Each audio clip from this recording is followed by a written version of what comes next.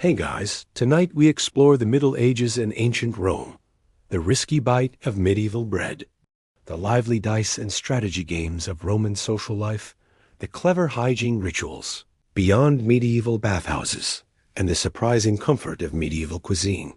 Picture gritty loaves, rowdy taverns, herb-scented washes, and savory feasts. Like and subscribe if you enjoy this journey, and comment where you're watching from with the time. Dim the lights, turn on a fan, and let's dive into history together. Picture a loaf of bread, warm from a medieval oven, its crust golden and cracked, steam rising into the cool morning air of a bustling village. Imagine it placed on a rough wooden table, surrounded by villagers' men in coarse tunics, women with flour-dusted hands, children eyeing the warm loaf with hunger. It's the heart of their meal, a symbol of sustenance, a daily comfort in a world of hardship. But what if I told you this humble bread, the cornerstone of medieval life, could hide secrets that might sicken, madden, or even kill? Tonight, we'll journey back to the medieval world, where bread was more than food. It was a gamble, a daily dance with danger. Settle in, let the worries of the day fade, and let's uncover the hidden perils baked into every loaf as we drift into a story of survival and surprise. In the Middle Ages, bread was the lifeblood of every community, a constant presence in homes from peasant hovels to noble castles. Yet beneath its warm crust, dangers lurked, unseen toxins that could turn a meal into a nightmare. A fungus might creep into the grain, poisoning entire villages with hallucinations or worse. Fillers like sawdust or clay, added to stretch scarce flour, could weaken the body, leaving eaters malnourished. Baking in smoky, unsanitary conditions invited risks we can hardly fathom today. As you relax into this tale, imagine a medieval village at dawn, its air filled with the scent of baking bread, mingling with the earthiness of thatch and the faint smoke of hearth fires. Let's explore why this vital food, the staff of life, was also a source of peril, shaping the medieval world in ways both profound and unexpected. In the medieval world, bread was the foundation of survival, the heartbeat of every meal. Picture a peasant's cottage in 13th century England, its hearth glowing as a dark loaf of rye is pulled from the embers, its crust rough and speckled with ash. For the poor, this black bread was the day's sustenance, eaten at every meal, sometimes alone, crumbled into a thin broth of nettles or scraps. In contrast, envision a lord's great hall, its long tables laden with fine white bread, milled from wheat and sifted to a soft, pale perfection that signaled wealth. The type of bread you ate defined your place in society's rigid hierarchy. Coarse maslin, a blend of rye and wheat for laborers, delicate wheaten loaves for nobles. Yet for all, bread was a constant, a daily ritual that bound the medieval world together. Villages revolved around their fields of grain, rye, barley, and wheat swaying under the summer sun or bending under autumn rains. Harvests were a matter of life and death, their success or failure determining whether a community would thrive or starve. Imagine peasants in a muddy field, their sighs flashing as they cut stalks of rye under a gray sky, their faces etched with the weight of survival. The grain they gathered was more than food. It was currency, paid as tithes to lords and churches, stored in granaries to ward off winter's hunger.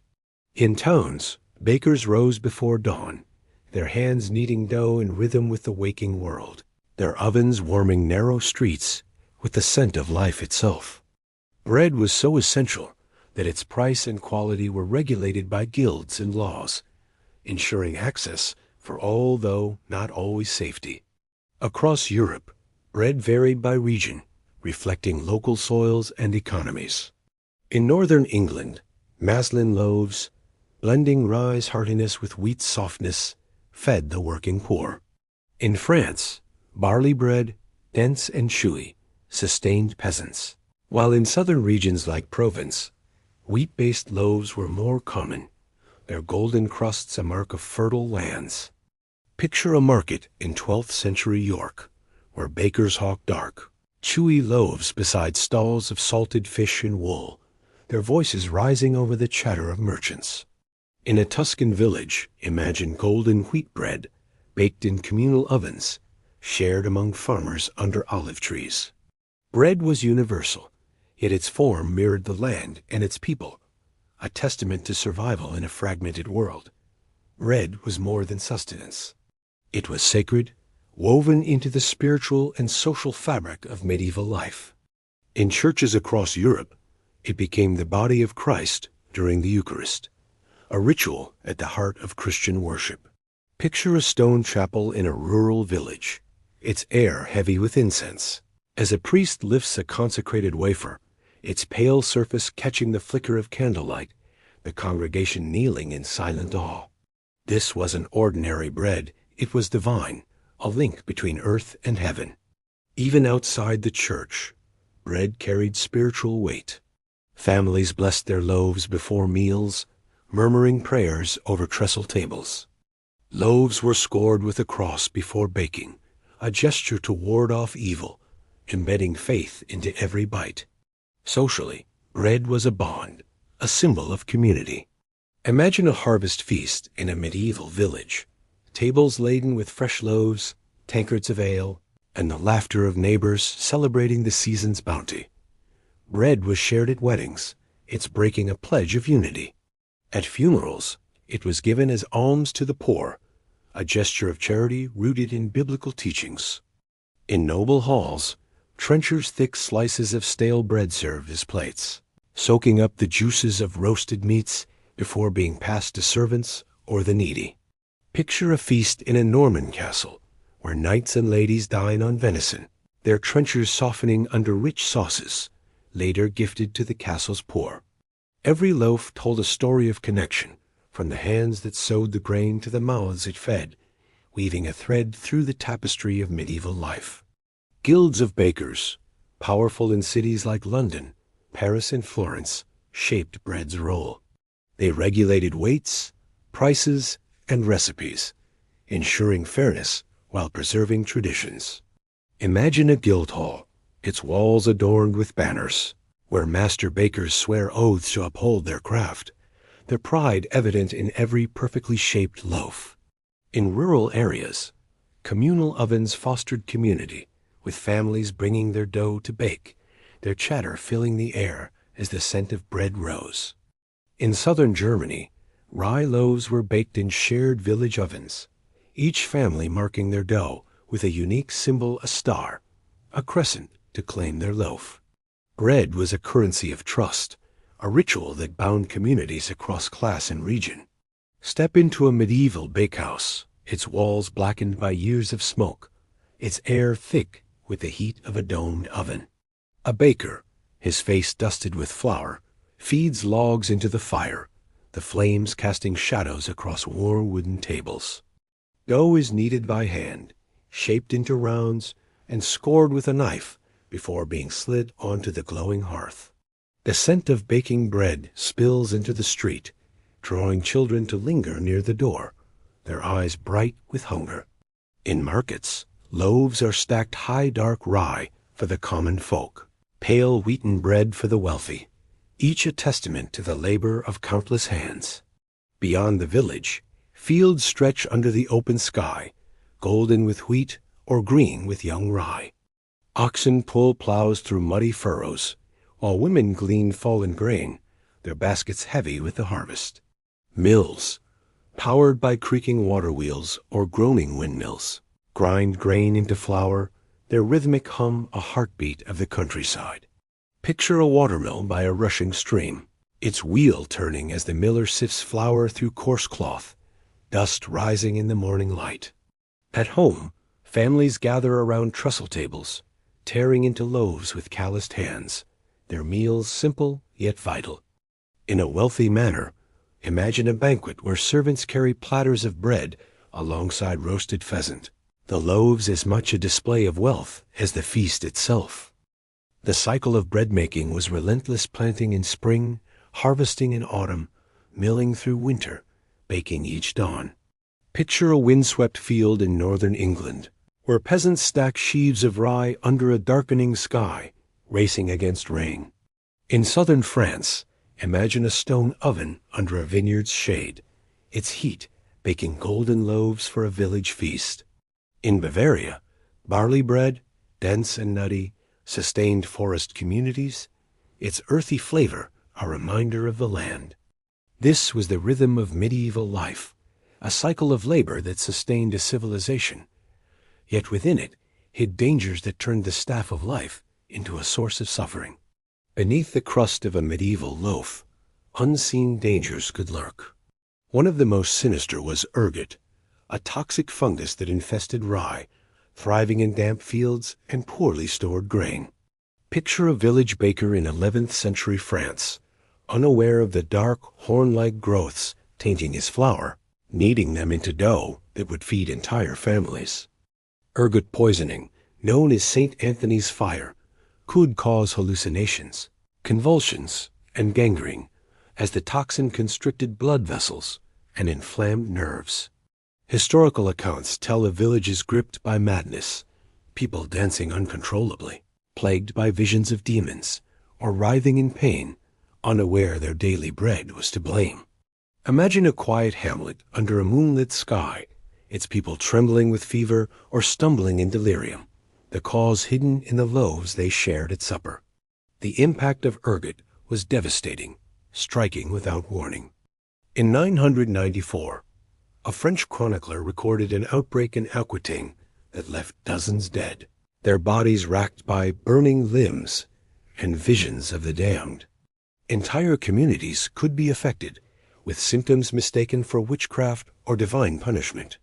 Picture a medieval priest standing before a panicked congregation, preaching repentance as villagers suffer, unaware of the fungal culprit. Ergot's toxins could cause miscarriages, seizures, or permanent injury, with gangrene claiming fingers, toes, or entire limbs. In severe cases, death followed, a silent reaper baked into the bread. The fungus was nearly impossible to detect, its dark spores blending with the grain, and medieval bakers, without knowledge of microbiology, had no defense against it. Ergot was particularly prevalent in Northern Europe, where rye was a staple. In England, damp summers fostered the fungus, while in Germany and Scandinavia, harsh winters drove people to rely on stored rye, often moldy from poor conditions. Picture a granary in a Yorkshire village, its sacks piled in a dank cellar, mold creeping over the grain as rats scurry in the shadows. A single tainted batch could poison a village, its effects lingering for weeks. Monastic records from the 12th century describe monks falling ill after eating rye bread, their symptoms a grim warning to others. The disease's name, St. Anthony's fire, came from the monks of the Order of St. Anthony, who treated victims in hospitals, filled with the afflicted, their wards lit by flickering candles as sufferers moaned in pain, their bread a bitter betrayal. In some regions, ergot's effects were so severe that entire villages were abandoned. A 10th century account from the Rhineland describes a community where half the population succumbed to convulsions and gangrene, the survivors fleeing in fear. Picture the empty streets, the ovens cold, the fields untended, as the living mourned the dead, unaware that their bread was the culprit. Ergot's impact wasn't limited to the poor. Even noble households, reliant on rye in lean years, could fall victim. Imagine a lord's banquet where guests suddenly clutch their chests, their minds clouded by visions, the fine rye bread on the table, a hidden poison. These outbreaks, though sporadic, left a lasting mark, their memory preserved in chronicles and folklore as a warning of bread's hidden dangers. The use of fillers in medieval bread was a desperate act of survival in times of scarcity. Picture a baker in 12th century England, his grain stores dwindling after a summer of relentless rain. He stands over a wooden trough, stirring in ground acorns collected from the nearby forest. The acorns, bitter and tannin-rich, could irritate the stomach, causing pain and illness over time. In other regions, bakers turned to sawdust, scraped from carpenters' floors, or clay from riverbanks to stretch their flour. These fillers bulked up the loaf, but offered little nourishment. Imagine a peasant family, their faces gaunt, breaking a loaf that crumbles oddly, its texture gritty, its taste faintly sour. They eat, hoping to quell their hunger, but the sawdust irritates their guts, causing cramps and bloating, while clay passes through undigested, leaving them weak. Malnutrition was a silent epidemic, worsened by these practices. Children grew stunted, their bodies craving nutrients that never came. Adults, laboring in fields or workshops, weakened over time, their strength sapped by bread that filled the stomach but starved the body. Historical records describe red sickness, vague ailments of fatigue, swelling, and digestive woes that baffled healers. In 13th century England, manorial accounts noted servants growing weaker each season, their bodies unable to sustain the labor demanded of them. Picture a plowman, his hands trembling as he grips his tool, his strength fading despite a belly full of bread. In extreme cases, fillers like ground bones or soil were used, causing severe illness or even poisoning. Fillers were born of necessity, particularly in famine years. In 1315 to 1317, during the Great Famine, bakers across Europe resorted to ground peas, bran, or even dirt to feed starving populations. In northern France, chestnut flour became a common substitute, its sweetness masking its lack of nutrients. Picture a mother, her children crying from hunger, crumbling a loaf mixed with sawdust, hoping it would sustain them through winter. In southern Italy, where wheat was scarce in lean years, bakers mixed in ground chickpeas, which could cause bloating and allergic reactions in some. The tragedy of fillers was their inevitability. Without them, there might be no bread at all. Yet they turned the staff of life into a hollow promise, a meal that betrayed those who depended on it. In some regions, cultural practices influenced the choice of fillers. In Scandinavia, ground bark from birch trees was added to bread during harsh winters, a practice rooted in ancient traditions, but harsh on the body. Picture a Viking-era settlement, its people huddled around a fire, eating dense loaves that left them weak, their bodies struggling to extract sustenance from bark. In England, ground beans or lentils were common fillers, their high fiber causing digestive distress. These regional variations highlight the desperation of medieval bakers, who balanced survival with the risks of their craft, their choices shaped by the land and its limits.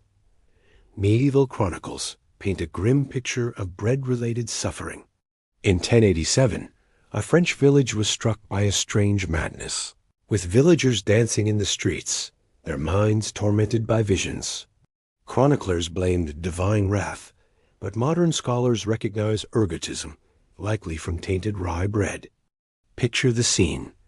A moonlit square, men and women stumbling, their faces contorted as neighbors watch in fear. In a 12th century German monastery, monks fell ill after a shared meal, their limbs burning, their minds clouded, the cause traced to moldy flour. Imagine the candlelit refectory, the monks' faces pale as they clutch their stomachs, unaware of the poison in their blessed bread. In Italy, a 13th century chronicle described a famine where bakers mixed clay into bread, leading to widespread illness. Picture a market stall in Florence, its loaves heavy and gray, sold to desperate buyers who later suffered cramps and weakness. In England, a 14th century manor reported servants wasting away, their bodies racked by malnutrition from filler-heavy bread. Healers noted swollen bellies and brittle bones, signs of a diet that failed to nourish. These accounts, scattered across medieval texts, reveal a pattern of suffering tied to the very food that promised life. As you drift into this story, imagine the quiet despair of those who ate their fill yet wasted away, the hidden dangers of bread woven into their daily survival. In northern France, a 10th century account tells of a village where children grew sick after eating bread mixed with ground acorns, their bodies unable to process the tannins. Picture a mother, her face lined with worry, watching her children weaken, unaware that the bread she baked was the cause. In Germany, a 13th century record describes a town where bakers used ground chalk to whiten bread, mimicking the fine loaves of the wealthy, only to cause stomach pains and lethargy among eaters. These stories, though fragmented, paint a vivid picture of a world where bread, the cornerstone of life, could become a source of suffering, its dangers hidden in plain sight. Food safety in the medieval world was a relentless struggle against unseen threats. Grain, stored in damp cellars or poorly sealed granaries, was a breeding ground for mold and pests.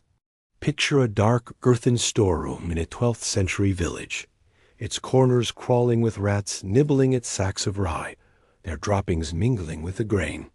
Mold crept in during wet seasons, turning flour rancid before it reached the baker's hands.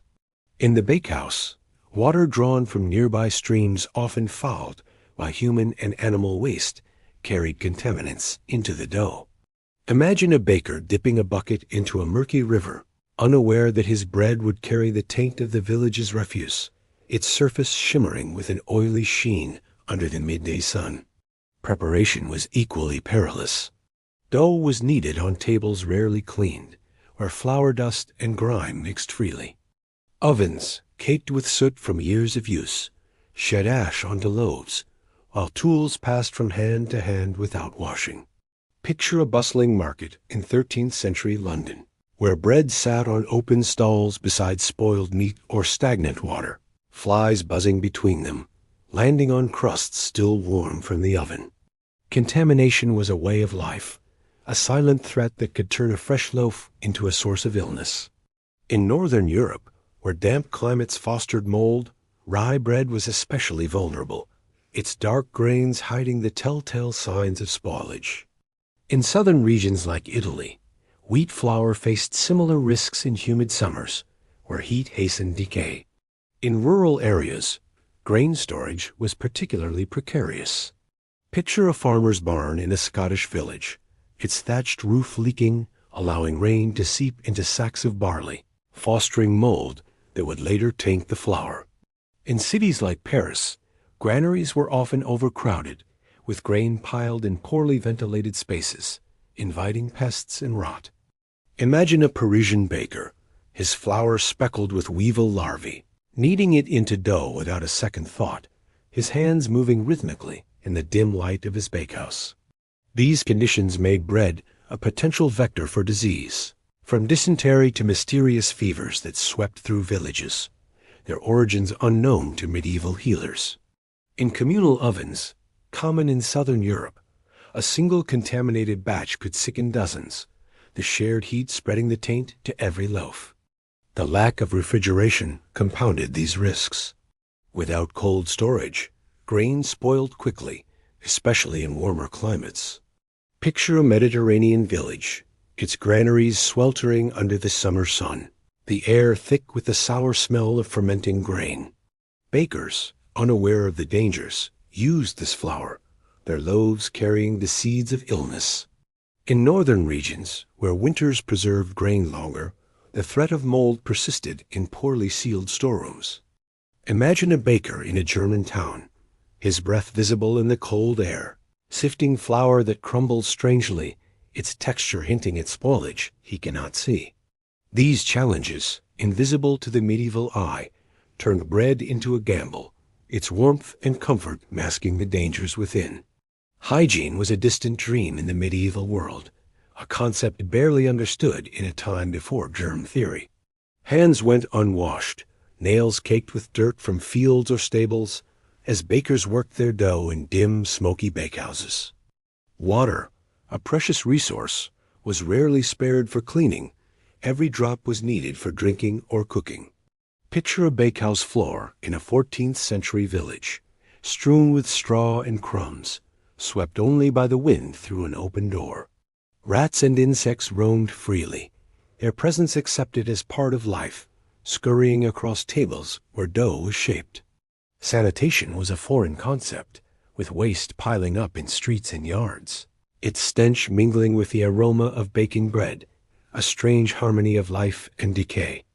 This lack of cleanliness extended to every stage of food production. Millers worked in dusty, vermin-infested mills, their flour speckled with impurities from worn grindstones or pest droppings. Bakers, sweating over their ovens, wiped brows with floury hands, spreading grime into the dough. Consumers ate with unwashed hands, their meals a silent exchange of contaminants. Imagine a family gathered around a table in a German village, their loaf fresh from the market, unaware that it carried the filth of a dozen hands. In cities like Paris, where crowded conditions worsened sanitation, bread was a vector for disease, from dysentery to fevers that swept through tenements, leaving healers baffled and families grieving. In monasteries, where religious discipline might have encouraged better hygiene, contamination still occurred. Picture a monastic kitchen in 12th century England, its monks baking bread for the community, their tools shared among many hands, their water drawn from a nearby well tainted by runoff from the cloister's latrines. Even the devout were not spared, their bread carrying the same risks as that of the secular world. In southern Europe, where warmer climates hastened spoilage, bakers faced additional challenges, their flour turning rancid in the heat, their loaves absorbing the dust and grime of open-air markets. These sanitation issues, pervasive and unaddressed, turned bread into a silent threat, its dangers woven into the fabric of daily life. In urban centers, the lack of sanitation was even more pronounced. Picture a 13th century Florence, its narrow streets lined with refuse, where bakers worked in cramped shops, their dough exposed to the city's filth. Flies landed on fresh loaves, carrying disease from nearby waste heaps. In rural areas, the isolation offered little protection. Wells were often contaminated by nearby livestock, their water tainting the dough. Imagine a peasant woman, her hands rough from fieldwork, kneading dough with water from a polluted stream, unaware that her bread would sicken her children. These conditions, accepted as normal, made every bite a risk, a fact of life in a world without cleanliness or understanding of disease. Today, we take for granted the safeguards that protect our food, a stark contrast to the medieval world's struggles. Imagine a modern bakery, its stainless steel surfaces gleaming under bright lights, its flour sealed in sterile bags, its water purified to exacting standards. Regulations govern every step, from grain storage to baking, with inspectors ensuring cleanliness and quality. Picture a factory mill in a modern facility, its machines humming with precision, producing flour free of mold or pests, tested for contaminants before it reaches the baker. Contrast this with the medieval bakehouse, its smoky air thick with unseen dangers, its tools shared among unwashed hands, its flour riddled with impurities. Modern food safety was born from centuries of learning, sparked by the discovery of germs in the 19th century. Hygiene practices, like hand washing and sterilization, transformed food production, ensuring safety where once there was only chance. Refrigeration and sealed packaging protect food from spoilage, a luxury unimaginable to medieval bakers. Picture a supermarket shelf, its bread wrapped in plastic, labeled with ingredients and expiration dates, a far cry from the medieval market stall, where loaves sat exposed to dust, flies, and the breath of passers-by. In Europe, standards like HACCP ensure quality, while global trade brings diverse grains, free of the local risks that plagued medieval villages. In modern mills, sensors monitor humidity and temperature, preventing mold growth that once tainted medieval flour. Picture a laboratory where scientists test flour for mycotoxins like ergot, ensuring safety before it reaches the oven.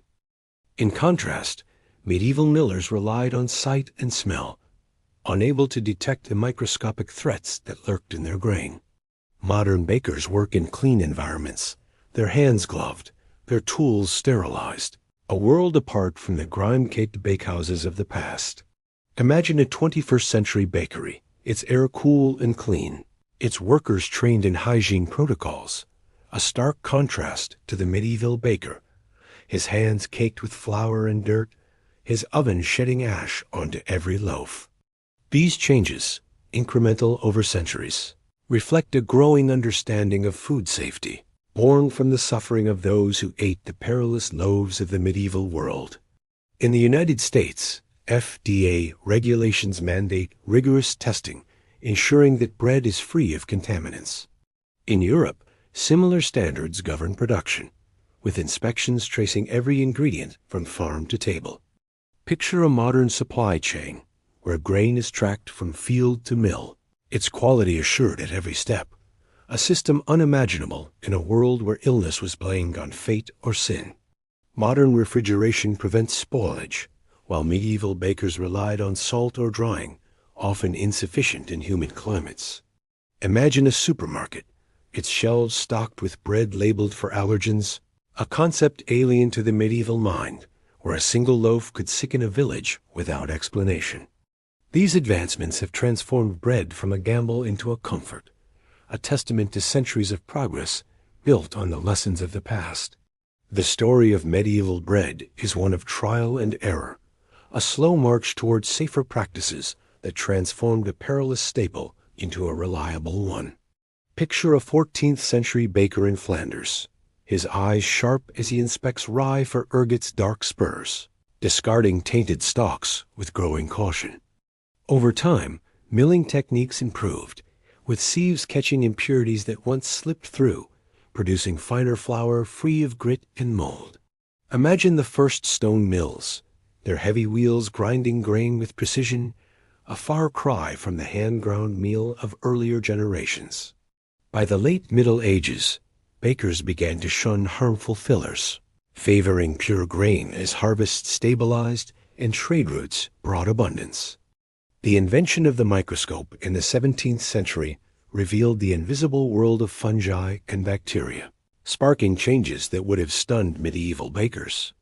Picture a modern mill, its sterile chambers producing flour of consistent quality, tested for contaminants before it reaches the oven. Baking ovens, once crude and smoky, evolved into precise machines, ensuring even cooking without ash or soot. In France, the development of sourdough techniques improved flavor and preservation, allowing bread to last longer without spoiling. Picture a 16th century Parisian baker, experimenting with wild yeast, his loaves rising with a tangy aroma, a small step toward the safe bread we know today. In England, standardized weights and measures, enforced by guilds, ensured fairness and quality, reducing the use of fillers. Imagine a London bakehouse in the 15th century, its bakers weighing dough under the watchful eye of guild inspectors, their loaves uniform and free of clay or sawdust. In Germany, rye bread recipes were refined, with bakers learning to balance fermentation to reduce risks of spoilage. In southern Europe, where wheat was plentiful, bakers adopted new techniques, like double baking, to create durable breads for trade and travel. Picture a Mediterranean port, its ships loaded with hard, golden loaves destined for distant markets, their quality a testament to improving practices. The Renaissance brought new grains, like maize from the New World, diversifying bread recipes across Europe. Imagine a 16th century Italian baker kneading cornmeal into dough, creating loaves unknown to his medieval ancestors, their texture dense but nourishing. In Northern Europe, improved storage techniques, like ventilated granaries, reduced mold, while in southern regions, sun-drying grains became common, preserving quality in humid climates. These innovations, small at first, built a foundation for modern baking, where safety and consistency are paramount. The medieval baker, toiling in his smoky bakehouse, could scarcely imagine the gleaming kitchens of today, yet his struggles paved the way for their existence. Food safety has been transformed by centuries of progress, turning bread from a risky staple into a symbol of reliability. Picture a medieval granary, its sacks vulnerable to rain and rats, and compare it to a modern silo, sealed against the elements, monitored by sensors to prevent spoilage. Water, once drawn from polluted streams, now flows through purified systems, tested for safety before it touches the dough. Sanitation is a cornerstone of modern food production, hands washed, surfaces sterilized, tools gleaming. Imagine a modern bakery, its workers in gloves and hairnets, a stark contrast to the flour-dusted, unwashed hands of a medieval baker, his dough tainted by the grime of his trade. Regulations now guard every loaf, from farm to table. Inspectors test for contaminants, enforce standards, and trace outbreaks to their source, a system unimaginable in a world where illness was blamed on fate or sin. Picture a laboratory, scientists peering through microscopes, identifying threats invisible to the medieval eye, from mycotoxins to bacteria. In Europe, standards like HACCP ensure quality, while global trade brings diverse grains, free of the local risks that plagued medieval villages. In the United States, FDA regulations mandate rigorous testing, ensuring that bread is free of contaminants.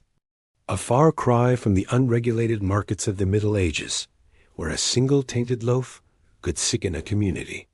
Modern refrigeration prevents spoilage, a luxury medieval bakers could only dream of. Picture a 13th century Florentine baker, his flour turning rancid in the summer heat, unaware that mold was creeping through his stores.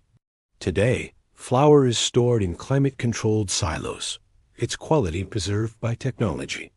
Imagine a modern supermarket, its shelves stocked with bread labeled for allergens, its ingredients listed in precise detail, a concept alien to the medieval mind.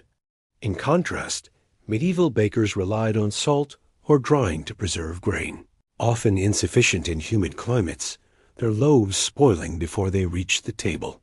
These advancements, built on the lessons of history, have made bread a symbol of safety, its dangers tamed by science and care. In the 19th century, the advent of germ theory revolutionized food safety, leading to practices like pasteurization and sterilization. Picture a Victorian-era bakery, its workers adopting early hygiene protocols, washing hands and tools to reduce contamination. By the 20th century, refrigeration and vacuum sealing transformed food storage, ensuring that grain and flour remained fresh for months. In contrast, medieval granaries were often little more than damp sheds, their contents vulnerable to mold and pests. Imagine a 21st century food inspector testing flour for ergot alkaloids, a process that would have seemed like magic to a medieval baker. These changes, incremental over centuries, reflect a growing understanding of food safety, born from the suffering of those who ate the perilous loaves of the past. As we drift through this story, the legacy of medieval bread invites reflection on the fragility of survival in a world without modern safeguards.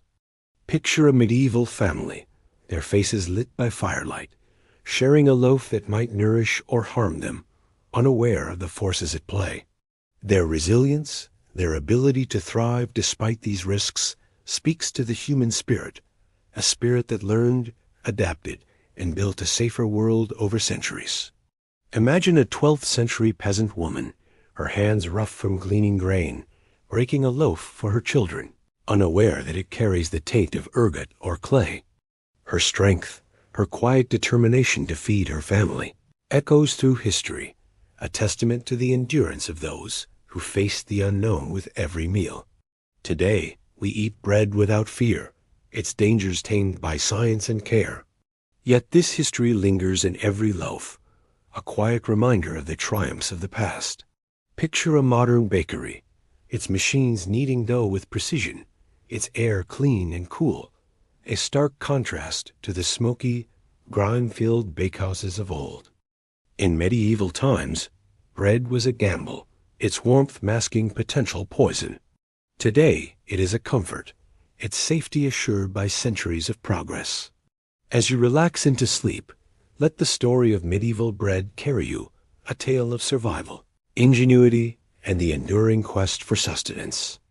Each bite we take today is a victory, a legacy of those who faced the unknown, there lives a testament to the power of human progress.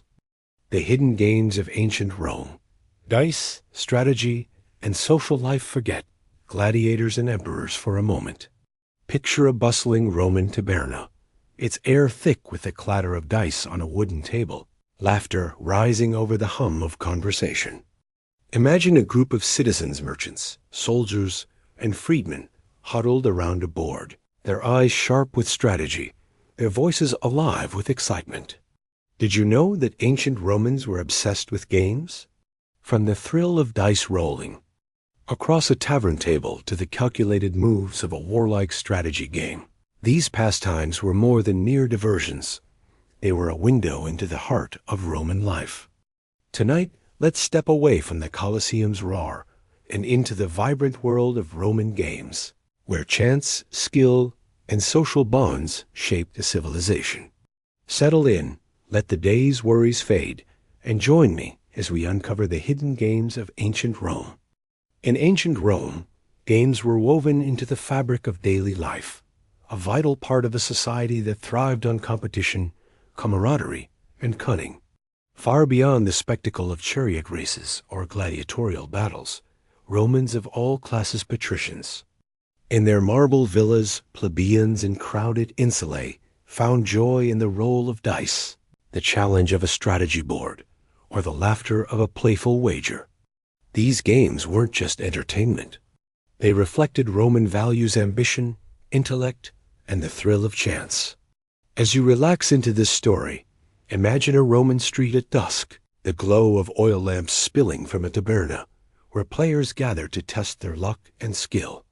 Let's explore how these games, from the simple clatter of tali to the intricate moves of ludus tranquilorum, reveal a hidden side of Rome, a world of leisure, connection, and unexpected lessons. When we think of ancient Rome, images of gladiators clashing in the Colosseum or legions marching across vast empires often come to mind. But beneath the grandeur of conquest and spectacle lay a quieter, equally vibrant world of leisure. Picture a Roman household, its courtyard alive with the chatter of family and friends, a set of bone dice tumbling across a stone table.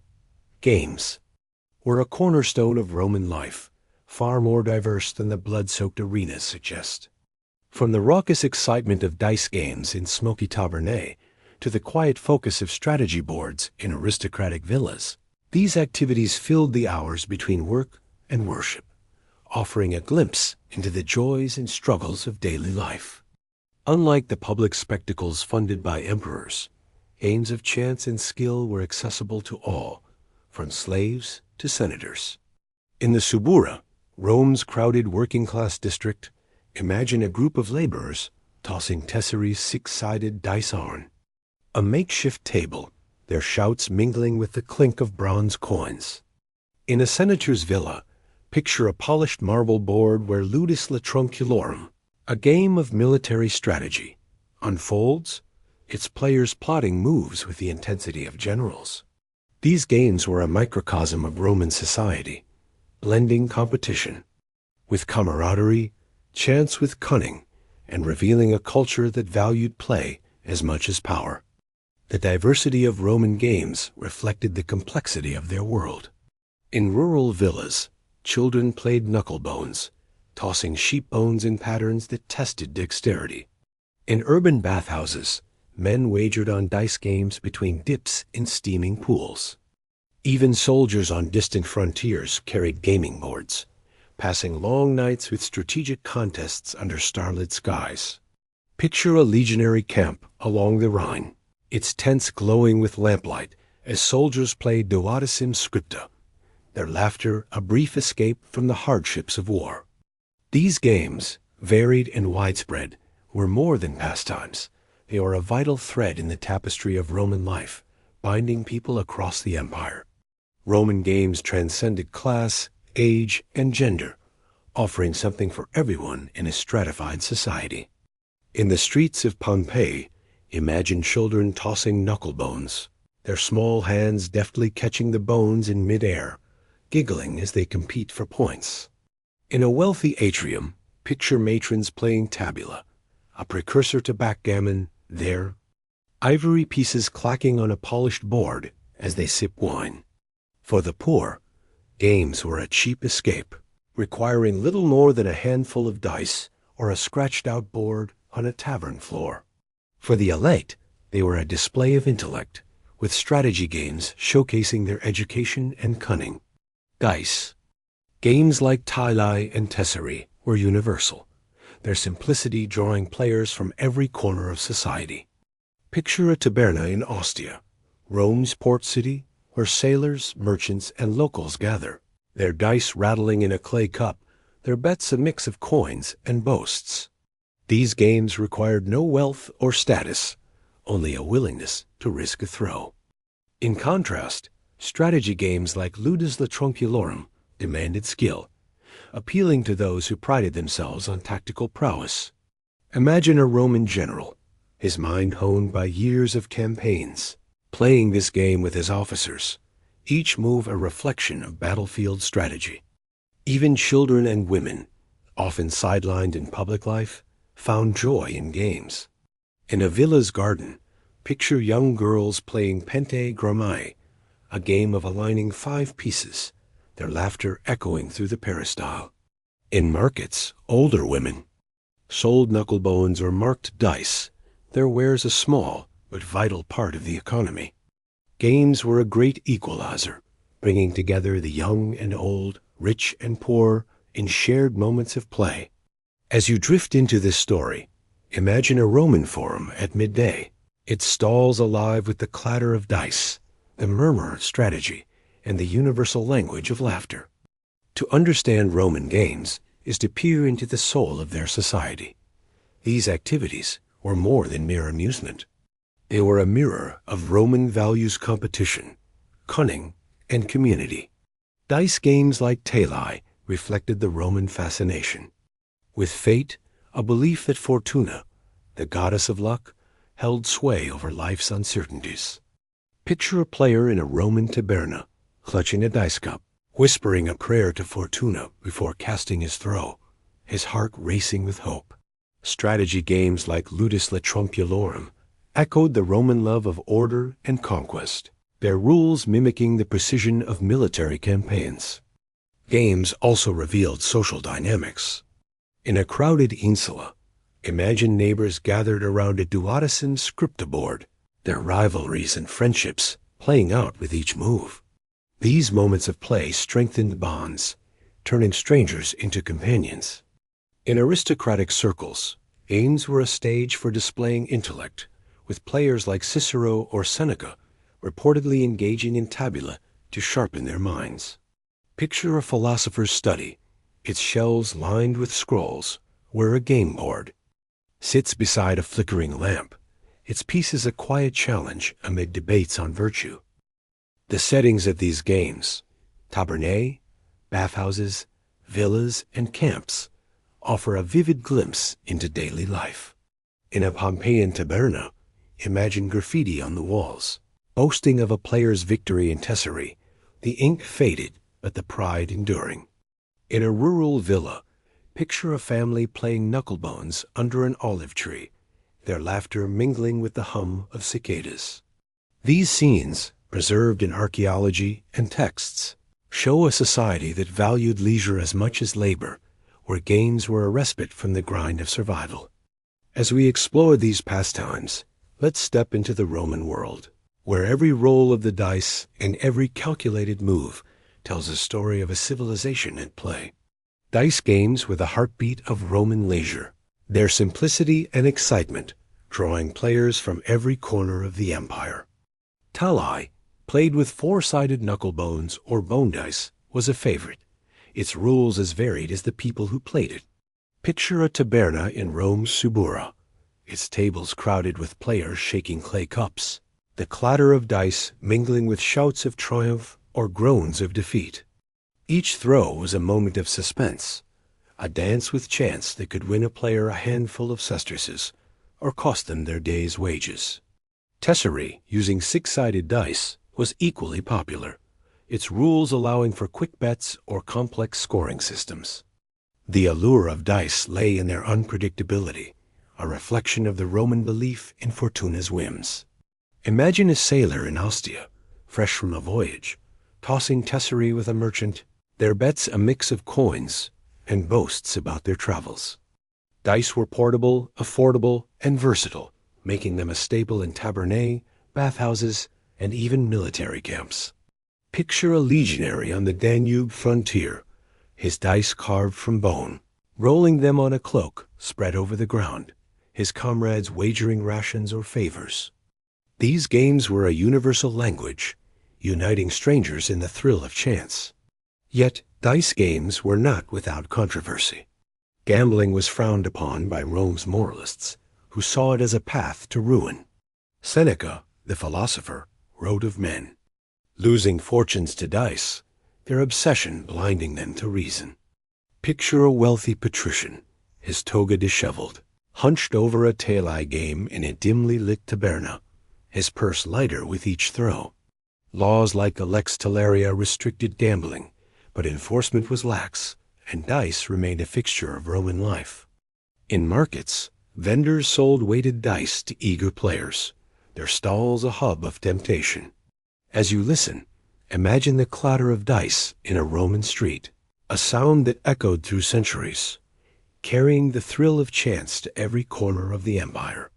While dice games captured the thrill of chance, strategy games like ludus tranquilorum appealed to the Roman love of intellect and conquest. Often called the game of soldiers, ludus tranquilorum was a two-player board game, its grid resembling a battlefield where pieces representing soldiers were moved to capture opponents. Picture a Roman villa, its marble floors cool underfoot, where two senators face off over a polished board, their moves calculated with the precision of a military campaign. Each capture was a triumph, each loss a lesson in strategy, the game mirroring the discipline of Rome's legions. The rules of ludus tranquilorum varied, but the goal was clear. Outmaneuver your opponent, surrounding their pieces to claim victory. Imagine a retired general, his hair gray from years of service, teaching his son the game, each move a lesson in tactics. The board, often made of wood or stone, was a grid of squares, with pieces carved from bone, glass, or even precious materials like ivory for the elite. In archaeological finds from Roman Britain, game boards etched into stone floors suggest soldiers played during downtime, their focus a respite from the chaos of war. Picture a fort along Hadrian's wall, its soldiers huddled around a crude board, their laughter echoing in the cold night air. Other strategy games, like tabula and duatus inscripta, blended chance and skill, using dice to determine moves on a board of tracks or points. Picture a bathhouse in Pompeii, its steam-filled air alive with the clack of tabula pieces. As players strategize between rolls, their bets escalating with each turn. These games required foresight, patience, and cunning, qualities prized in Roman society. In literary accounts, emperors like Claudius were said to be obsessed with tabula, playing even during state duties. Imagine Claudius, his imperial robes set aside, hunched over a board, his eyes gleaming with the thrill of a well-placed move. These games were more than entertainment. They were a training ground for the mind, a reflection of Rome's strategic genius. The popularity of both chance-based and strategic games reveals the multifaceted nature of Roman culture. Dice games, like tali and tesserae, embodied the Roman fascination with fate, a belief that life's outcomes rested in the hands of Fortuna. Picture a player in a crowded taberna, his dice cup raised in a silent toast to luck, his heart pounding as the bones tumble. These games were a release, a way to embrace the uncertainty of a world where harvests failed, wars loomed, and fortunes shifted. Yet they also fostered community, drawing people together in shared excitement, their laughter a bond that transcended class. Strategy games, in contrast, reflected Rome's obsession with order, discipline, and conquest. Ludus tranquilorum was a microcosm of the battlefield, its rules echoing the precision of Roman military tactics. Imagine a young noble, trained in rhetoric and war, playing against his tutor, each move a lesson in patience and planning. These games were a mark of status, a way to display intellectual prowess in a society that valued the mind as much as the sword. In villas, strategy boards were status symbols, their materials marble, ivory, or polished wood, a sign of wealth. Picture a banquet in a senator's home, where guests pause to admire a tabula board, its pieces gleaming in the lamplight, a testament to the host's refinement. The balance of chance and skill in Roman games mirrors the balance of chaos and control in their world. Picture a Roman market, its stalls alive with the clatter of dice and the murmur of strategy, where players of all backgrounds find common ground. These games were a reflection of Roman values, ambition, intellect, and the thrill of competition, but also of their humanity, their need for connection and joy. As you drift into this story, imagine the sound of dice rolling, the quiet intensity of a strategic move, and the laughter that bound a civilization together, revealing a Rome far beyond its emperors and armies. The games of ancient Rome hold a timeless appeal, their echoes resonating in our modern world. Picture a Roman taberna, its tables alive with the clatter of tali, and compare it to a modern cafe, where friends gather over a board game, their laughter a universal language. Games, then as now, are a refuge from the grind of daily life, a way to connect, compete, and create memories. The thrill of a dice roll in Tesserie finds its parallel in modern casino games, where chance still captivates. Imagine a Las Vegas table, its dice tumbling under bright lights, a distant cousin of the Roman taberna, where Fortuna's shadow looms large. Strategy games like Ludus Tranquilorum have their descendants in chess and Go, where players plot moves with the same intensity as Roman generals. Picture a modern chessboard, its pieces locked in a silent battle, echoing the calculated moves of a Roman villa. The appeal of these games lies in their ability to challenge the mind, foster bonds, and offer a space for creativity. In Rome, games were played in tabernae, bathhouses, and homes. Today, they fill living rooms, online platforms, and community centers. As you listen, imagine a Roman soldier playing Duodecim Scripta by lamplight, his focus mirrored by a modern gamer strategizing. In a digital world, the social role of games remains unchanged. In Rome, they brought together strangers and friends, rich and poor, in shared moments of play. Picture a crowded insula, where neighbors bond over a tabula board, their rivalries forgotten in laughter. Today, board game nights or online multiplayer games serve the same purpose, creating communities in a fragmented world. The enduring appeal of games lies in their ability to transcend time, offering joy, challenge, and connection. As we explore Rome's games, let's reflect on how they mirror our own love of play, a thread that ties us to a civilization long gone. By examining the games of ancient Rome, we gain a vivid window into their culture, values, and daily lives.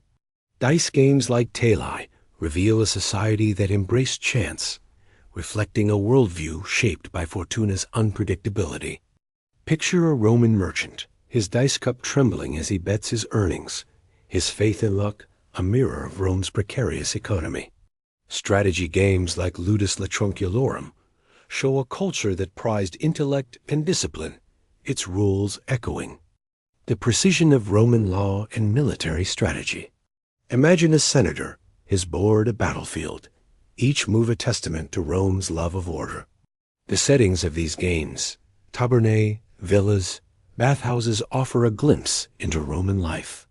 Picture a Pompeian taberna, its walls etched with graffiti, boasting of a Tesserie victory, the ink a snapshot of a moment's joy. In archaeological sites like Ostia, game boards carved into stone steps suggest that play was woven into the fabric of daily routines, from markets to public spaces. These artifacts, preserved through centuries, reveal a society that valued leisure as much as labor, where games were a respite from the grind of survival.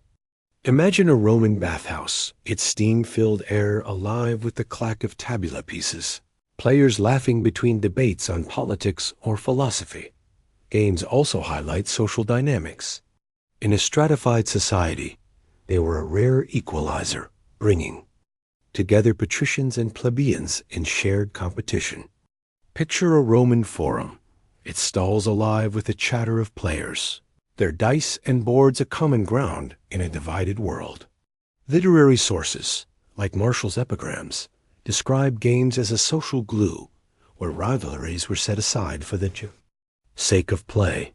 By studying these games, we see a Rome not of marble and conquest, but of human connection, where laughter and strategy bridged the gaps between classes and cultures.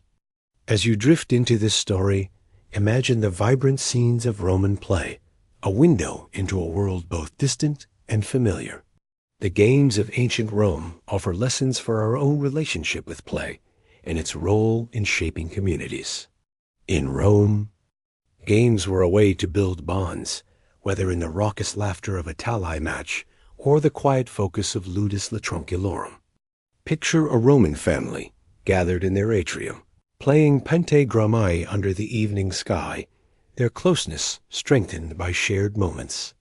Today, games serve the same purpose, from family board game nights to online communities where players connect across continents. The Roman example reminds us that play is a universal need, a way to foster connection in a world often divided by work and worry. Roman games also teach us the value of balance between chance and skill, competition, and camaraderie. Picture a tabula game in a Roman bathhouse, where players weigh luck against strategy, their laughter softening the sting of defeat. Modern games, from poker to chess, echo this balance, challenging us to embrace both risk and reason. The Romans understood that play was a training ground for life, sharpening the mind and spirit. Imagine a modern workplace where team-building games draw on the same principles, encouraging collaboration and creativity, just as Roman games did centuries ago. Finally, Roman games remind us of the enduring power of play to shape culture. In Rome, games were a reflection of values, ambition, intellect, and community. Picture a Roman festival, its streets alive with games and laughter, a celebration of shared identity. Today, games continue to shape our culture, from esports tournaments to local game nights, creating spaces where we connect and create. We reflect on Rome's games. Let's consider how play shapes our own lives, offering lessons in resilience, connection, and the joy of living. As you relax, imagine the clatter of Roman dice, a sound that echoes through time, reminding us of the timeless power of play. The games of ancient Rome remind us that history is more than battles and emperors. It's a rich tapestry of human experiences, woven with moments of joy and connection. Beyond the Colosseum's roar, Romans found solace in the clatter of dice, the challenge of a strategy board, and the laughter of shared play.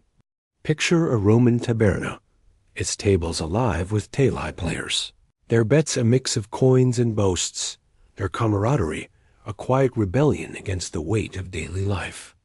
These moments, often overlooked, reveal a Rome of humanity where play was as vital as power. The diversity of Roman games, from the chaotic thrill of tesserae to the calculated moves of ludus tranquilorum, reflects a society that valued both chance and control. In a world of unpredictable harvests and distant wars, games offered a way to navigate uncertainty, to find joy in the roll of a die or the triumph of a well-placed piece. Imagine a Roman soldier, far from home, carving a game board into a wooden plank, his play a tether to the world he left behind. These games, preserved in archaeology and texts, show a civilization that thrived on connection, their legacy enduring in every modern game we play. The settings of Roman games, tabernae, villas, bathhouses, and camps paint a vivid picture of a society at play. Picture a Pompeian street, its stones worn by centuries of feet, where children toss knucklebones in the shadow of a temple. In a senator's villa, imagine a tabula board, its pieces gleaming in the lamplight, a quiet contrast to the political intrigues of the day. These scenes, frozen in time, remind us that history is not just marble and conquest, but the laughter of friends, the thrill of a wager, and the simple joy of a game well played. As we explore these pastimes, let's step beyond the Colosseum into a Rome alive with the power of play. Games have played a crucial role in shaping societies throughout history, and Rome's games are no exception. They were a social glue, bringing together people in a stratified world, fostering bonds that transcended class and status. Picture a Roman market, its stalls alive with the clatter of dice, where merchants and laborers share a tesserae game, their differences forgotten in the thrill of play. This legacy lives on in modern games, from board game cafes to online platforms, where strangers become friends over a shared challenge. The intellectual legacy of Roman games is equally profound. Strategy games like Ludus Tranquilorum honed the minds of players, teaching patience, foresight, and resilience. Imagine a Roman philosopher, his scrolls set aside, playing tabula with a friend, each move a debate in miniature.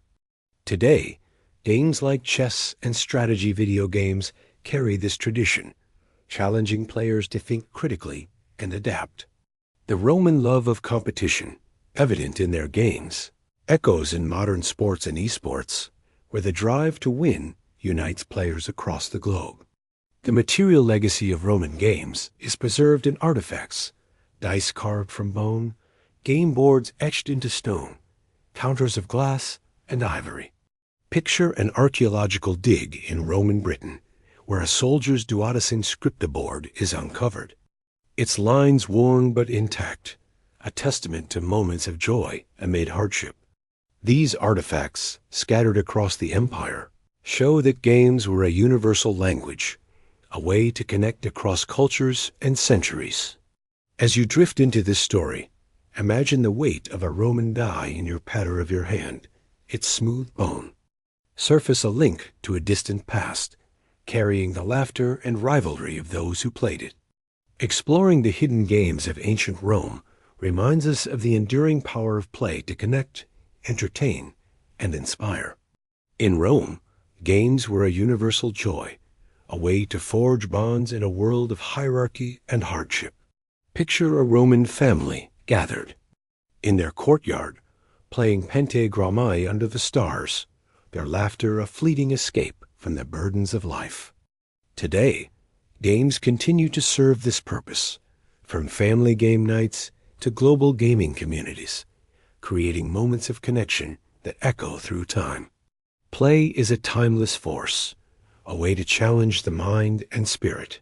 In Rome, Ludus Tranquilorum tested strategic thinking, its players plotting moves with the intensity of generals. Picture a modern chess match, its players locked in silent concentration, a direct descendant of Rome's strategic legacy. Games also inspire creativity, from the inventive rules of Tali to the storytelling of modern role-playing games. Imagine a Roman child tossing knucklebones with friends, their imagination sparked by the patterns they create, a joy mirrored in today's playful innovations. The power of play lies in its ability to unite us, to create shared experiences that transcend time. Picture a Roman taberna, its tables alive with the clatter of dice, and a modern game store, its shelves stocked with boards and cards, both spaces alive with laughter and rivalry. As you relax into sleep, let the story of Roman games carry you a tale of chance, skill, and connection, a reminder that play is a universal language, linking us to a civilization that found joy in the roll of a die and the triumph of a well-played move. Each game we play today carries the legacy of Rome, a testament to the enduring power of play. Forget what you think you know about medieval hygiene. It was far weirder, and often more ingenious than you might imagine. Picture a bustling medieval town, its streets alive with the clatter of carts, the chatter of merchants, and the faint scent of lavender drifting from a woman's cloak. Contrary to popular belief, the Middle Ages weren't a time of unrelenting filth. Beyond the famed bathhouses, people employed bizarre yet surprisingly effective rituals to stay clean, from washing with herb-infused soaps to carrying fragrant sachets to ward off disease. Tonight, let's step into a world where cleanliness was both a practical necessity and a spiritual pursuit, where the scent of rosemary and the act of confession intertwined to keep body and soul pure. Settle in, let the day's worries fade, and join me as we uncover the forgotten hygiene rituals of the medieval world.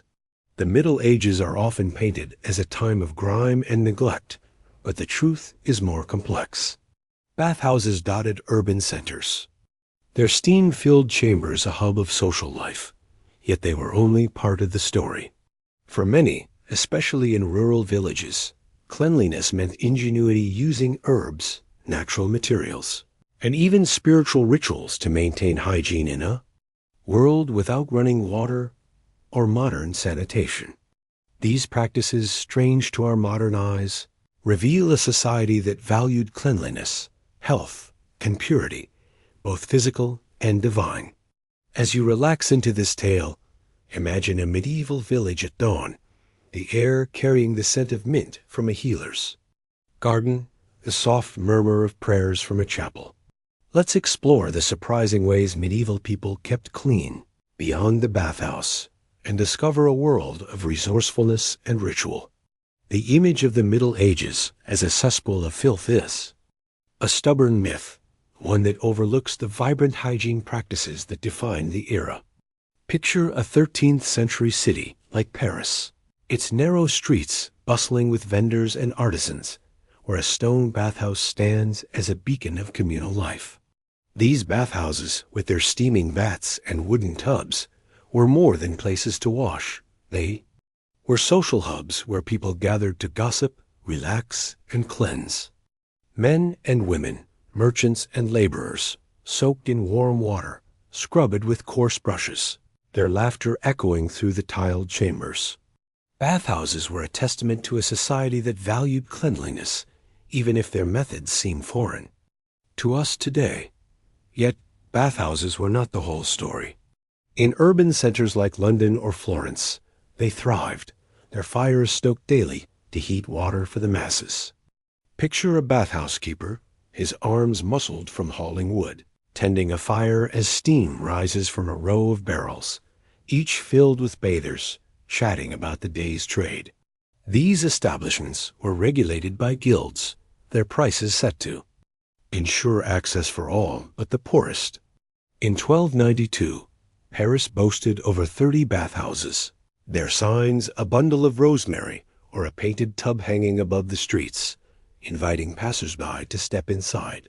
The scent of herbs filled the air, a reminder that cleanliness was a priority, even in a crowded city. The popularity of bathhouses challenges the stereotype of the dirty Middle Ages. Chronicles from the time describe regular bathing as a mark of civility, with nobles and burghers alike frequenting these communal spaces. Picture a merchant's wife, her hair pinned up, soaking in a tub scented with lavender, her skin scrubbed with a soap of tallow and ash. Even monks, bound by vows of simplicity, bathed regularly, their monasteries equipped with stone-lined washrooms. These practices, documented in medieval texts, reveal a culture that saw cleanliness as a virtue, a way to honor both body and community. While bathhouses flourished in cities, they were a luxury beyond the reach of many, especially in rural areas. Picture a small village in 12th century England, its mud-walled homes clustered around a church, far from the nearest town's bathhouse. For these villagers, hygiene required creativity, relying on streams, wells, and homemade remedies to stay clean. Imagine a farmer's wife, her hands rough from fieldwork, washing her face in a bucket of cold water drawn from a nearby spring, her children splashing beside her. Without access to bathhouses, rural folk developed their own rituals, blending practicality with tradition to maintain cleanliness. The cost and distance of bathhouses made them impractical for the rural poor. A trip to a town's bathhouse could take hours, a journey few could afford in time or coin. Picture a peasant family, their day consumed by sowing fields or tending livestock, with no means to travel miles for a bath. Instead, they relied on daily washing at home, using basins of water heated over a hearth. In colder regions like Scandinavia, where winters made outdoor washing brutal, people huddled by fires, scrubbing with cloths dipped in warm water. These practices, though simple, were a testament to the human drive to stay clean, even in the face of hardship. Social status also shaped access. Nobles and wealthy burghers could afford private bathhouses or portable tubs in their homes, while the poor made do with shared wells or rivers. Picture a lord's manor, its courtyard hiding a wooden tub filled with rose-scented water, a luxury unimaginable to the villagers beyond its walls. In monastic communities, bathing was often limited to specific days, tied to religious calendars, yet monks still washed hands and faces daily, their discipline extending to hygiene. These variations, from urban bathhouses to rural streams, show a society adapting to its limits, finding ways to stay clean despite the challenges. Beyond the bathhouse, medieval people employed a range of hygiene practices, many of which seem bizarre, yet were surprisingly effective. In towns and villages alike, cleanliness was a daily ritual, woven into the rhythm of life. Picture a market in 14th century Florence, where a woman buys a bundle of mint to chew, freshening her breath and soothing her gums. Herbal remedies, natural materials, and spiritual practices all played a role, creating a complex tapestry of hygiene that went far beyond washing. These rituals, often overlooked, reveal a society that was resourceful, innovative, and deeply attuned to the connection between body and soul. In rural areas, where bathhouses were scarce, people turned to nature for solutions. Streams and rivers served as communal washing spots, their banks alive with villagers scrubbing clothes and skin. Imagine a summer morning in a German village, where women gather at a river's edge, pounding linens against rocks, their hands red from cold water. In wealthier homes, servants heated water in cauldrons, filling wooden basins for daily washing. Even the poorest households kept a bowl for hand washing before meals, a practice rooted in both hygiene and courtesy. These rituals, though simple, were a daily commitment to cleanliness, a rejection of the dirty stereotype. The diversity of these practices reflects the ingenuity of medieval people. In monasteries, monks used herbal infusions to wash, their knowledge of plants drawn from ancient texts. Picture a monk in a cloister garden, crushing lavender to mix with water, its scent filling the air as he cleanses his hands before prayer. In cities, apothecaries sold soaps made from tallow, ash, and herbs, their stalls a hub of innovation. These practices, from herbal washes to river baths, show a society that valued cleanliness, adapting to its environment with creativity and care. As you drift into this story, imagine the scent of rosemary in a medieval home, a reminder that hygiene was a universal pursuit, even in a world without modern tools.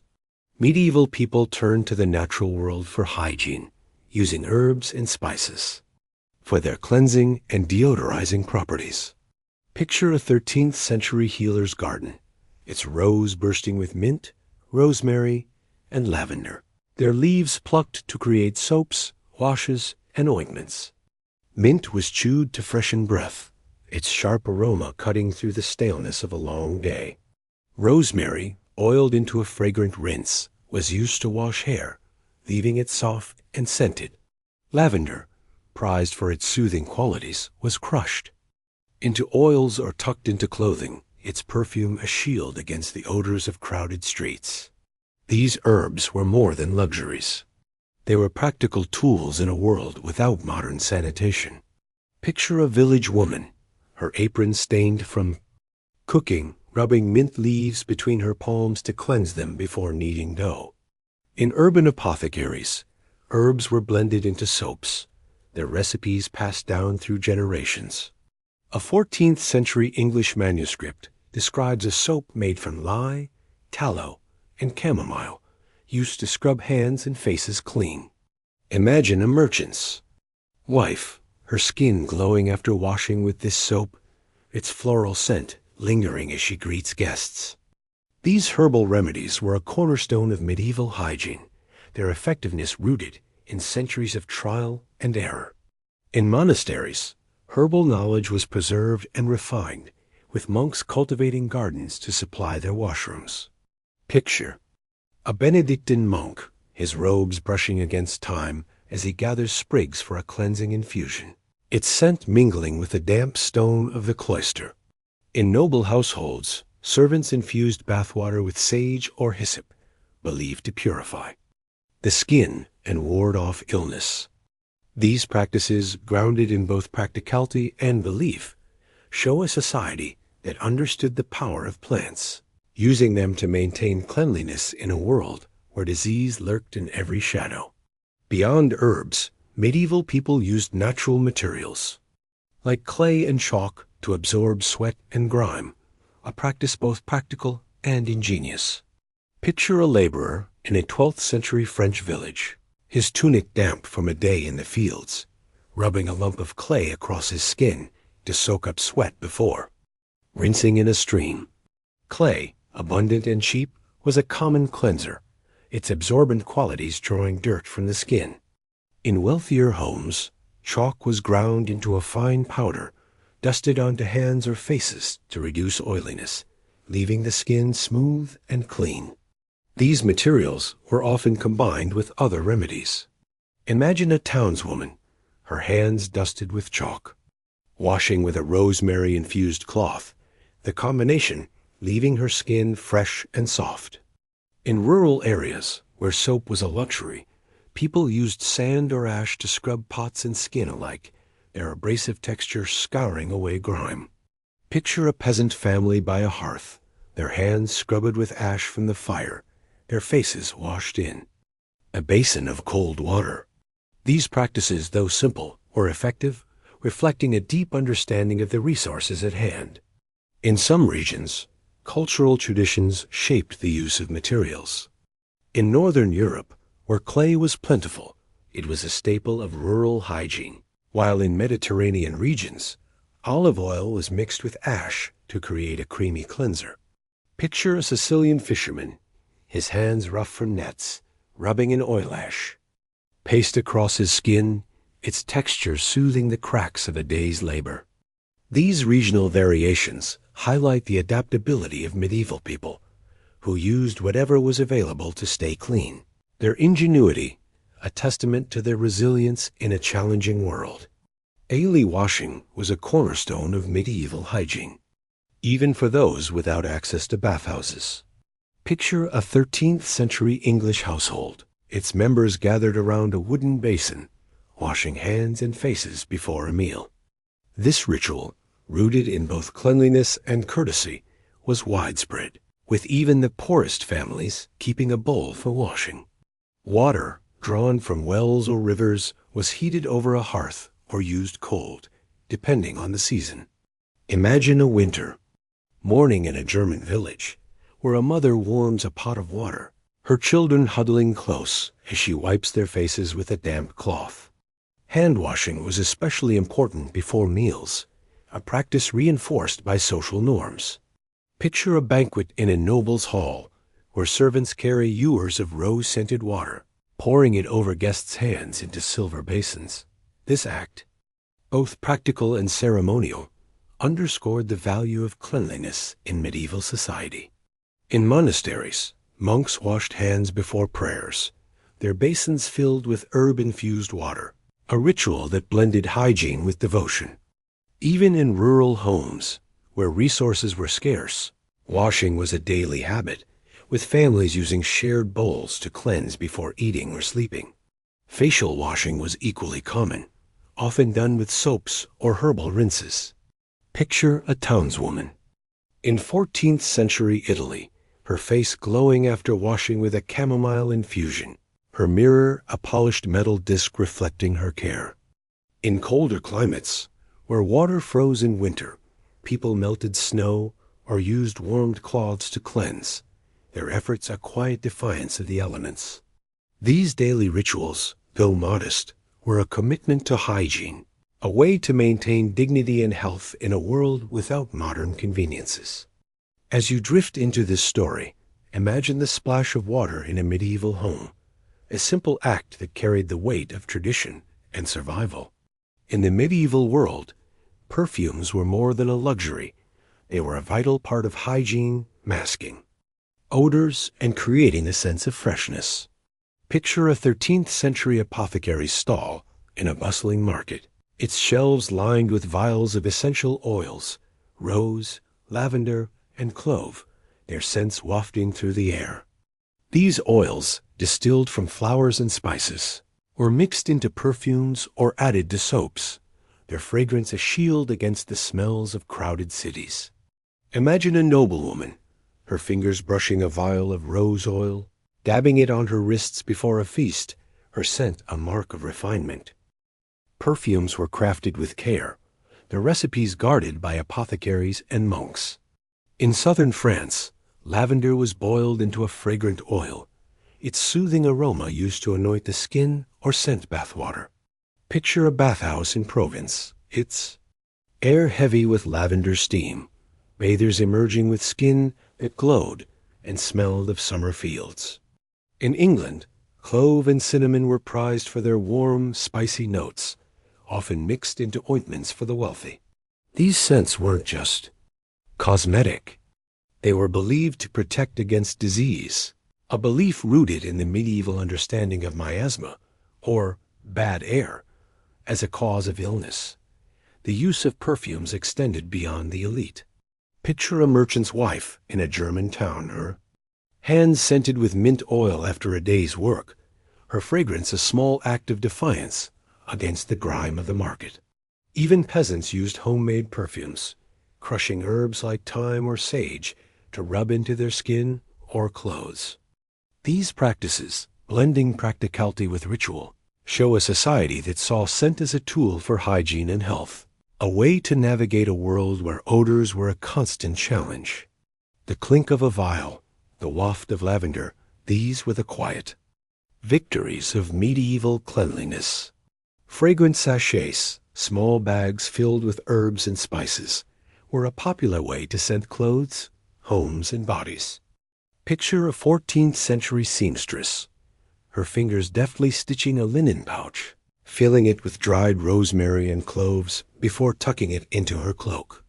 These sachets, carried in pockets or hung in wardrobes, released their aroma with every movement, masking body odor and freshening the air.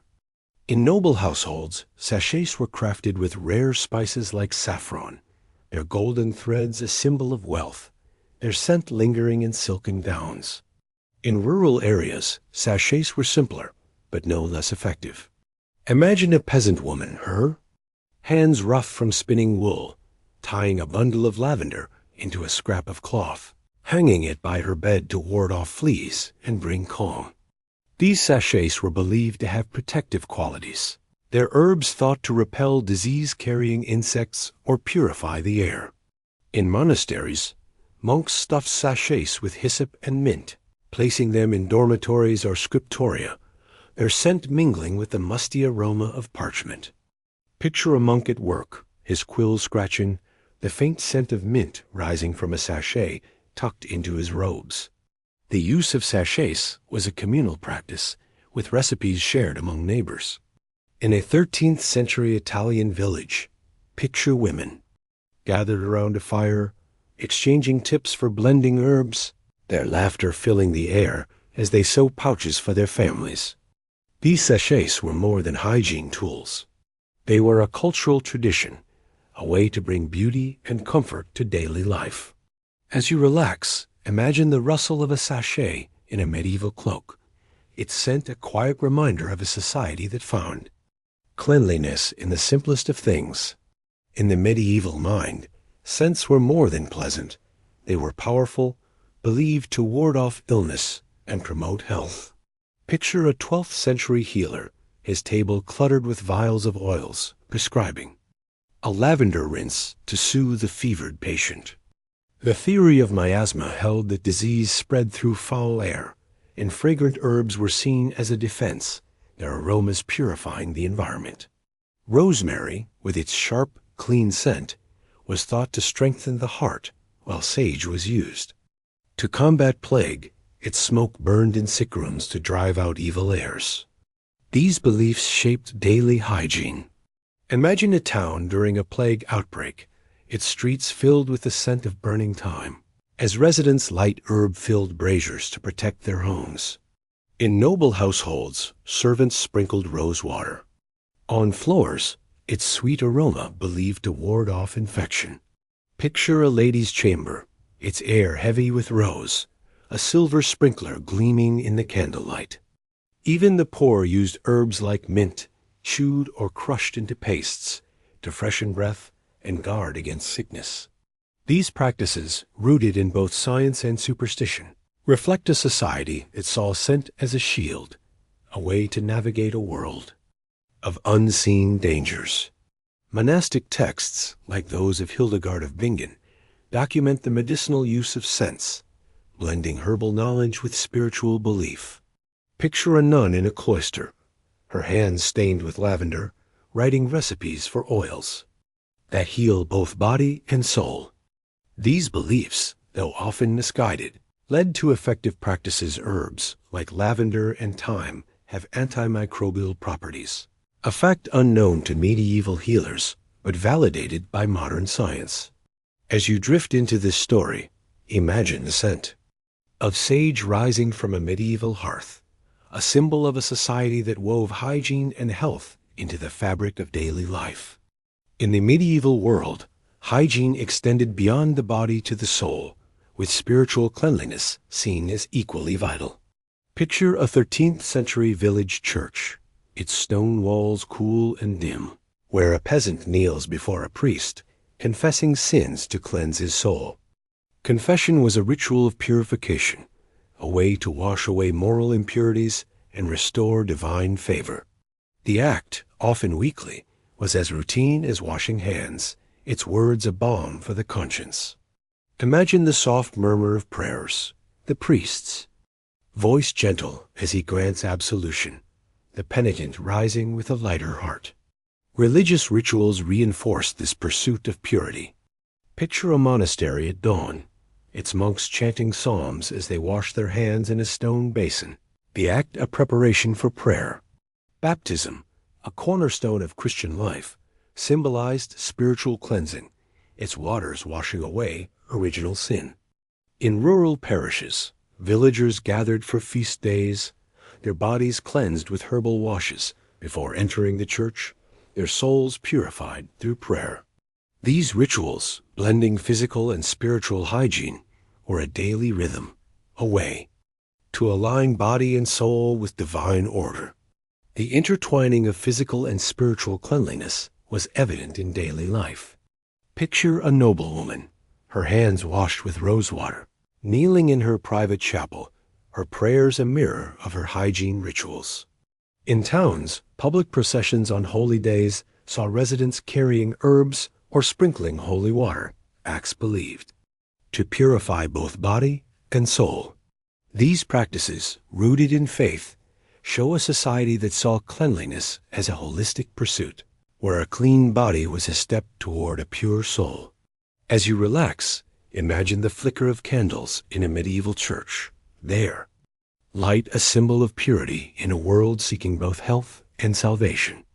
The medieval belief that cleanliness is next to godliness was more than a saying, it was a guiding principle, woven into the fabric of society.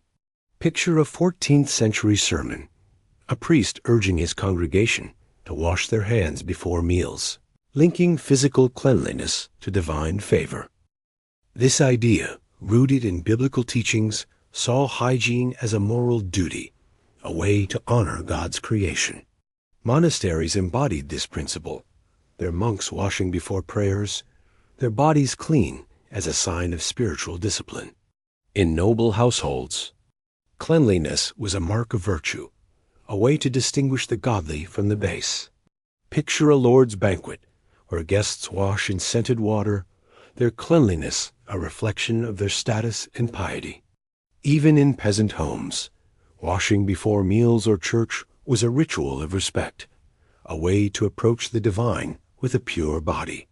Imagine a family, their faces scrubbed with cold water, bowing their heads over a loaf of bread, their prayers a blend of gratitude and purification. This belief shaped societal norms, with hygiene seen as a path to holiness. In cities, guilds regulated bathhouses, ensuring they served both body and soul. Picture a guildmaster inspecting a bathhouse, his ledger noting the quality of water and herbs, his work a service to the community's health and faith.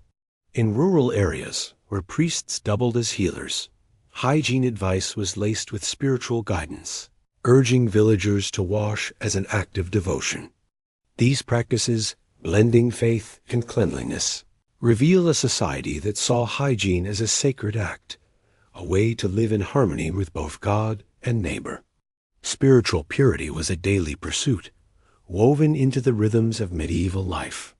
Picture a 12th century village, its bell tolling for vespers, as families wash before entering the church, their hands clean as they clasp them in prayer. Daily rituals, like reciting the Lord's Prayer or sprinkling holy water, were seen as cleansing acts, purifying the soul as soap cleansed the skin. In monasteries, monks performed ablutions before each office, their hands washed in herb infused water, their prayers a mirror of their hygiene. In noble households, spiritual cleanliness was a display of piety. Picture a lady's chamber, where a servant sprinkles rosewater before prayers, the scent mingling with the murmur of Latin. In towns, markets sold religious amulets alongside herbs, their vendors promising protection from both disease and sin. Imagine a pilgrim, his cloak scented with lavender, praying at a shrine, his cleanliness a preparation for divine grace. These practices, blending the physical and spiritual, show a society that saw purity as a holistic goal, where a clean body was a step toward a sanctified soul. Even in times of crisis, spiritual cleanliness offered solace. During the Black Death, picture villagers burning sage in their homes, their prayers rising with the smoke, a desperate act to purify body and soul. These rituals, though rooted in superstition, reflect a deep human need for purity, a desire to align with a higher order. As you drift into this story, imagine the soft chant of a medieval prayer, its words a cleansing ritual, a reminder that hygiene was as much about the soul as the body in a world seeking salvation. While medieval hygiene practices may seem strange today, they reveal a sophisticated understanding of cleanliness and its role in health. Picture a 13th century apothecary, his hands stained with herbs, mixing a soap of tallow and lavender, its formula honed over generations. Medieval people, lacking modern science, relied on observation and tradition, crafting remedies that were often effective. Lavender and thyme, used in washes, have antimicrobial properties, a fact unknown to medieval healers but validated by modern research. Their ingenuity turned simple resources into tools for health, a testament to their resourcefulness. This understanding extended beyond the physical. Picture a monk in a cloister, his hands washed before copying a manuscript, his cleanliness a sign of respect for both body and work. The use of herbs, scents, and rituals shows a holistic approach, blending hygiene with health and spirituality. In cities, bathhouses were more than washing spots. They were centers of community, where Cleanliness fostered social bonds. Imagine a bathhouse in 14th century Florence, its steam-filled chambers alive with laughter, its patrons emerging refreshed in body and spirit. The sophistication of these practices lies in their adaptability. In rural areas where resources were scarce, people used clay, ash, and herbs to stay clean, their methods tailored to the land. Picture a peasant woman, her hands scrubbed with sand, washing her children in a river, her care a quiet act of love. In noble households, where wealth allowed for perfumes and private tubs, hygiene was a display of status, yet rooted in the same principles of health. These practices, varied yet unified, show a society that valued cleanliness, its efforts a foundation for modern hygiene. The ingenuity of medieval hygiene offers lessons for today, reminding us of the power of resourcefulness in the face of limitation. Picture a 12th century village, its people using herbs and clay to stay clean, their methods born of necessity yet effective. Modern hygiene, with its soaps and sanitizers, builds on this legacy, using science to refine what medieval people achieved through trial and error. Imagine a modern laboratory where researchers study the antimicrobial properties of lavender, echoing the knowledge of a medieval healer. The holistic approach of medieval hygiene, blending body, mind, and soul, offers a model for modern wellness. Picture a 21st century spa, its air scented with essential oils, a direct descendant of medieval herb-infused baths. The medieval belief in preventative measures, like using scents to ward off disease, parallels modern practices like hand washing and vaccination, both rooted in the desire to protect health. By studying medieval hygiene, we see the roots of our own practices, a reminder that cleanliness is a universal pursuit, shaped by culture and innovation. The resourcefulness of medieval people also inspires us to adapt to our environment. Picture a modern household, its shelves stocked with natural soaps, a nod to the herbal remedies of the past.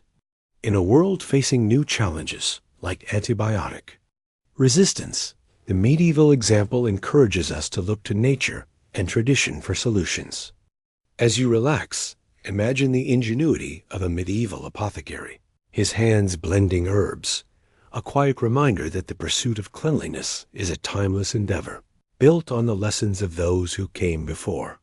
The pursuit of cleanliness has evolved over centuries, shaped by cultural beliefs, technological advancements, and a growing understanding of the human body.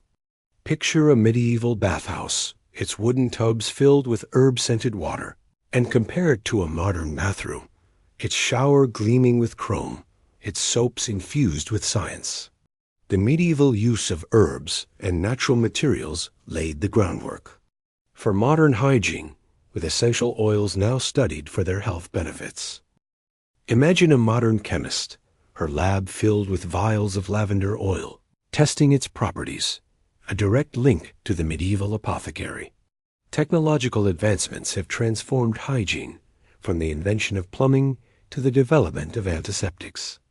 Picture a 19th century hospital, its staff washing with carbolic acid, a leap from the herbal washes of the Middle Ages.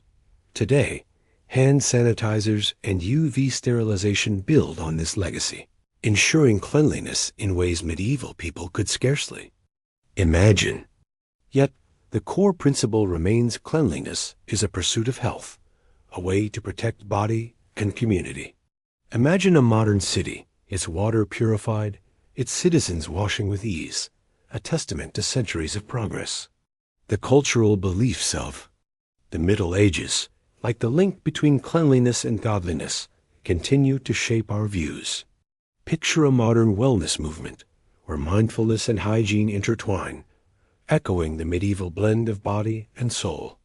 The evolution of cleanliness is a story of human ingenuity, from the herbal soaps of a medieval village to the sanitized world of today.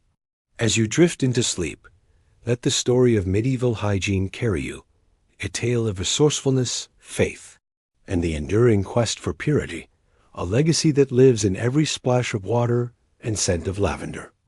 Tired of the tired old tale that medieval food was a disgusting, flavorless slog? Picture a bustling medieval kitchen, its hearth aglow with a crackling fire, the air thick with the warm, earthy scent of barley pottage simmering in a cauldron, laced with wild thyme plucked from a nearby hill. Imagine a wooden table groaning under the weight of golden-crusted pies, their flaky shells hiding savory fillings of pork and sage, alongside a pitcher of honey-sweetened ale that catches the firelight. Far from unappetizing, medieval cuisine was a world of unexpected comfort, where cooks wove simple ingredients into dishes that nourished body and soul, bringing families and communities together in moments of shared joy. Tonight, let's cast aside the myths of a grim, tasteless era and step into the vibrant heart of medieval Europe, where savory stews, sweet custards, and communal feasts reveal a culinary legacy that might just surprise you. Settle in, let the worries of the day melt away, and join me as we uncover the hidden delights of medieval food, a world of flavor and ingenuity waiting to be tasted. The Middle Ages are often misunderstood as a time of culinary deprivation, where meals were little more than a monotonous struggle for survival. But this couldn't be further from the truth. From the smoky hearths of peasant cottages to the opulent banquet halls of noble castles, food was a cornerstone of life, a canvas for creativity, and a bond that tied communities together. Medieval cooks, armed with herbs, spices, and an intimate knowledge of their land, crafted dishes that were as comforting as they were flavorful, reflecting the diversity of Europe's regions and the resilience of its people. As you relax into this story, envision a medieval village at twilight, the scent of fresh-baked bread mingling with the crisp evening air, the clatter of wooden spoons signaling a meal shared in warmth and laughter. Let's embark on a journey through the kitchens and tables of the Middle Ages, where food was not just sustenance, but a celebration of life, ingenuity, and connection. The stereotype of medieval food as a bland, unpalatable mess is a modern fiction, born of misinterpretations and a lack of context. Picture a 13th century kitchen in a bustling English manor, its stone walls warmed by a roaring fire, where a cook stirs a pot of venison stew, its rich aroma laced with cloves and rosemary traded from distant lands. Far from tasteless medieval cuisine was vibrant, with cooks using every resource at hand, grains, vegetables, meats, and herbs to create dishes that were both nourishing and delightful. From hearty pottages thickened with lentils to delicate tarts flavored with rosewater, the medieval table was a place of variety and care, not deprivation. This misconception often stems from our modern bias toward processed foods and abundant spices, which blinds us to the ingenuity of medieval cooks. Imagine a market in 14th century Florence, its stalls overflowing with barrels of salted herring, baskets of dried figs, and precious pinches of saffron, their golden threads more valuable than coin.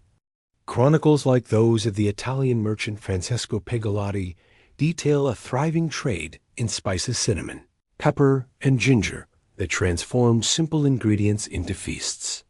Picture a peasant's cottage in northern France, where a woman kneads rye dough, its nutty scent rising as she shapes it into a loaf, her hands steady with the rhythm of survival. These meals, far from grim, were crafted with skill, their flavors a testament to a society that valued food as both necessity and art. The diversity of medieval cuisine challenges the idea of a uniformly unappetizing diet. In a noble's hall, imagine a banquet where roasted swan is served with a sauce of wine and black pepper, its golden skin glistening under torchlight, a dish reserved for the elite. In contrast, picture a laborer's home, where a pot of bean pottage simmers, its warmth laced with wild garlic foraged from the forest, a meal that sustained a family through winter's chill. These dishes, documented in manuscripts like the Foam of Curie, reveal a culinary world that was rich and varied, its flavor shaped by region, season, and social status. As we debunk these myths, let's step into a medieval kitchen, where the sizzle of meat and the scent of herbs tell a story of creativity and comfort. Many of the foods we savor today have their origins in medieval kitchens, their recipes, living linked to the past. Picture a 12th century English baker, his apron dusted with flour, pulling a loaf of muslin bread from a clay oven, its crusty blend of wheat and rye a staple for villagers. This hearty bread, dense and nutty, is the ancestor of modern artisan loaves, where mixed grains are celebrated for their depth of flavor. Similarly, medieval fruit preserves quince paste, dried plums, or cherries steeped in honey paved the way for our jams and compotes, their sweetness a luxury that brightened lean times. Pies, a medieval favorite, remain a cornerstone of modern cuisine.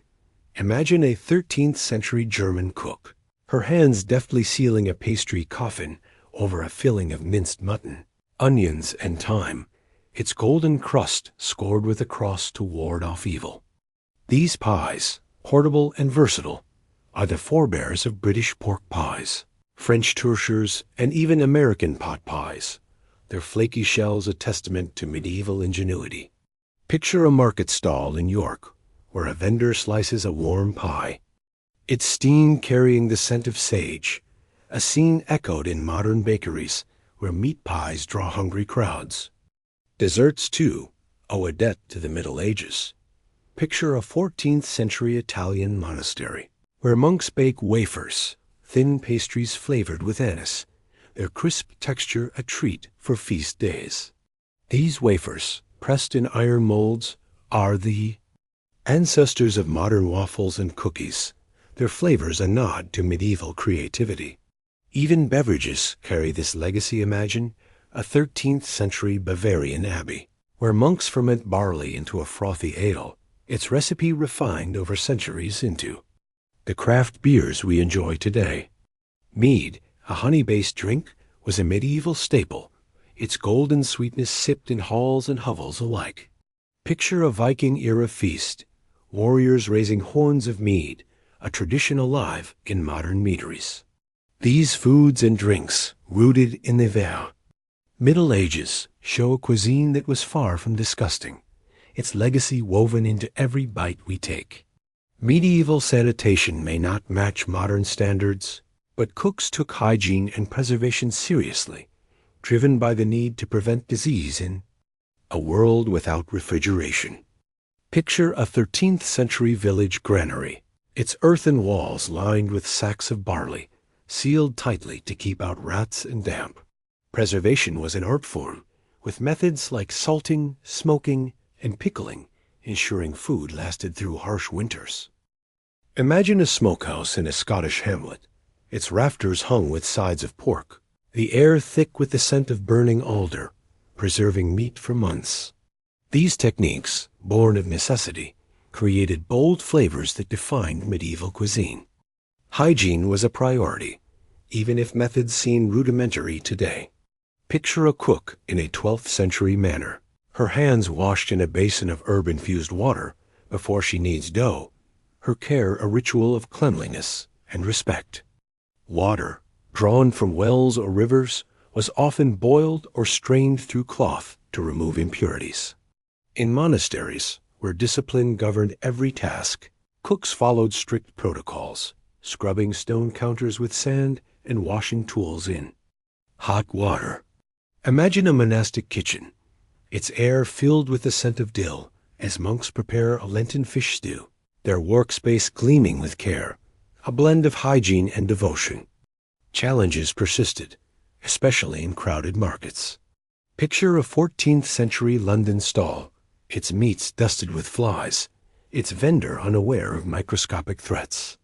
Yet medieval cooks developed systems to mitigate risk, storing grain in cool cellars, sealing preserves in wax, or fermenting vegetables to extend their life. Household manuals like Le Ménagier de Paris detail these practices, urging cooks to inspect ingredients for spoilage and wash hands before meals.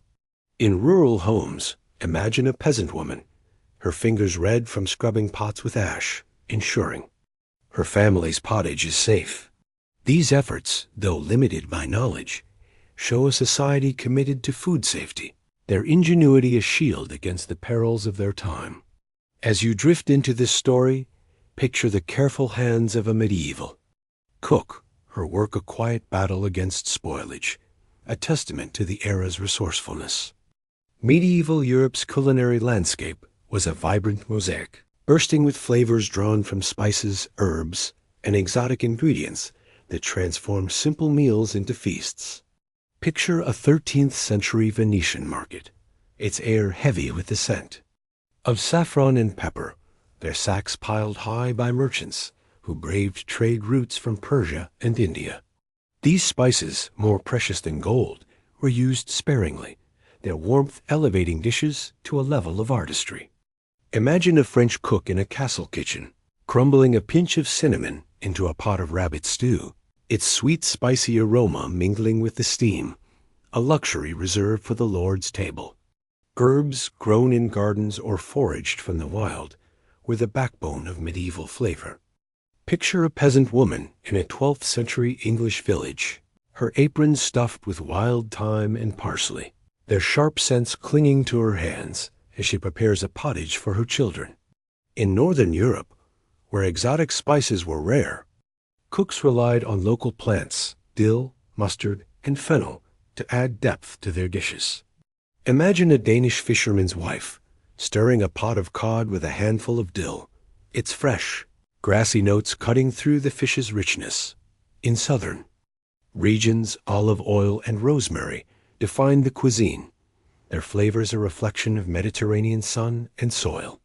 Picture a Provencal market, its stalls laden with flatbreads glistening with oil, their crusts flecked with herbs, a staple for farmers and merchants alike. Regional diversity enriched this landscape, creating a tapestry of tastes across Europe. In northern England, barley pottage was a daily comfort, its hearty warmth laced with leeks or wild garlic, perfect for cold, misty mornings. In Spain, Islamic influences introduced almonds, citrus, and rice, crafting dishes like arroz con leche, a creamy pudding scented with orange blossom. Picture a 13th century Cordoba banquet, its guests savoring a lamb stew with dried apricots, its sweetness a nod to Moorish trade routes. In Germany, rye bread and sauerkraut were staples, their tangy bite a match for hearty pork dishes. Imagine a Bavarian inn, its tables laden with dark loaves and smoked sausages, the air filled with the scent of caraway. This vibrant culinary landscape, shaped by land and trade, was a feast for the senses, its flavors a testament to medieval ingenuity. Communal dining was the heartbeat of medieval life, a ritual that wove communities together across class and region.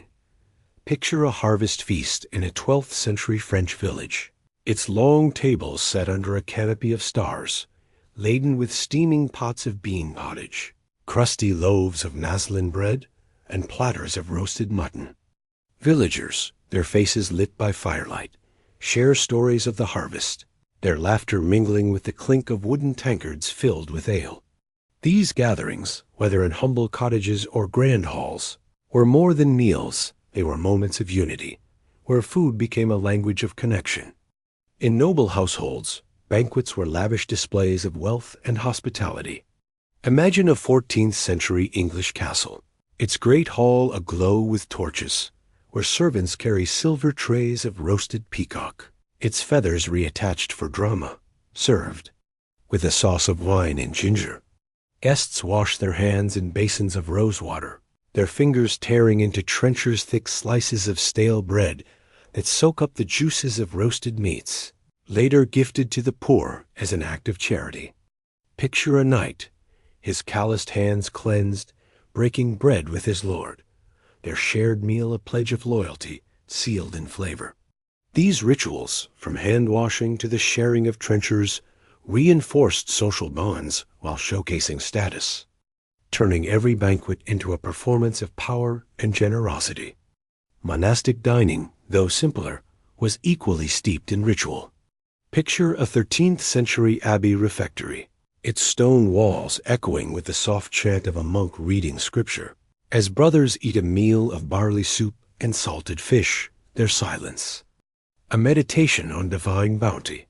On feast days, the table might hold a rare treat, almond cakes or spiced wine celebrating the liturgical calendar. In towns, guilds hosted feasts, their members toasting with tankards of mead, their tables a microcosm of community. Imagine a 14th century London guildhall. Its members gathered around a spread of pork pies and fruit preserves, their camaraderie strengthened by shared flavors. These rituals, from village feasts to noble banquets, show a society where food was a bridge between people, its preparation, and sharing a celebration of life's joys. Food in medieval society was far more than sustenance. It was a symbol of identity, status, and spirituality, shaping every aspect of life. For peasants, meals were a daily struggle, their preparation a labor of love in the face of scarcity. Picture a 12th century German mother, her hands rough from gleaning grain, stirring a cauldron of lentil pottage over a smoky hearth, her children's hungry eyes watching as she adds a precious pinch of salt. These simple dishes, often just barley, beans, or foraged greens, were the backbone of survival, their flavors drawn from the land-wild sorrel, nettles, or a scrap of bacon saved for special days.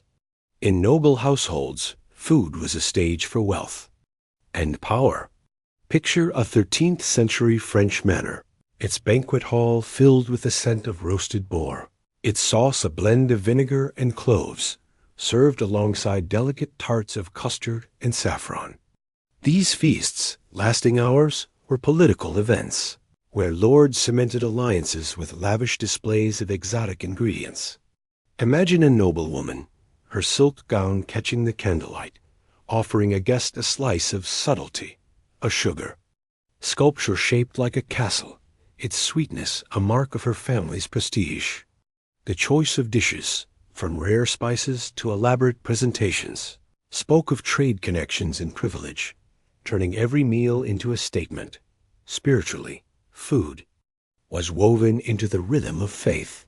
In monasteries, fasting and feasting followed the church calendar, with simple Lenten meals of fish and bread giving way to Christmas feasts of spiced wine and fruitcakes.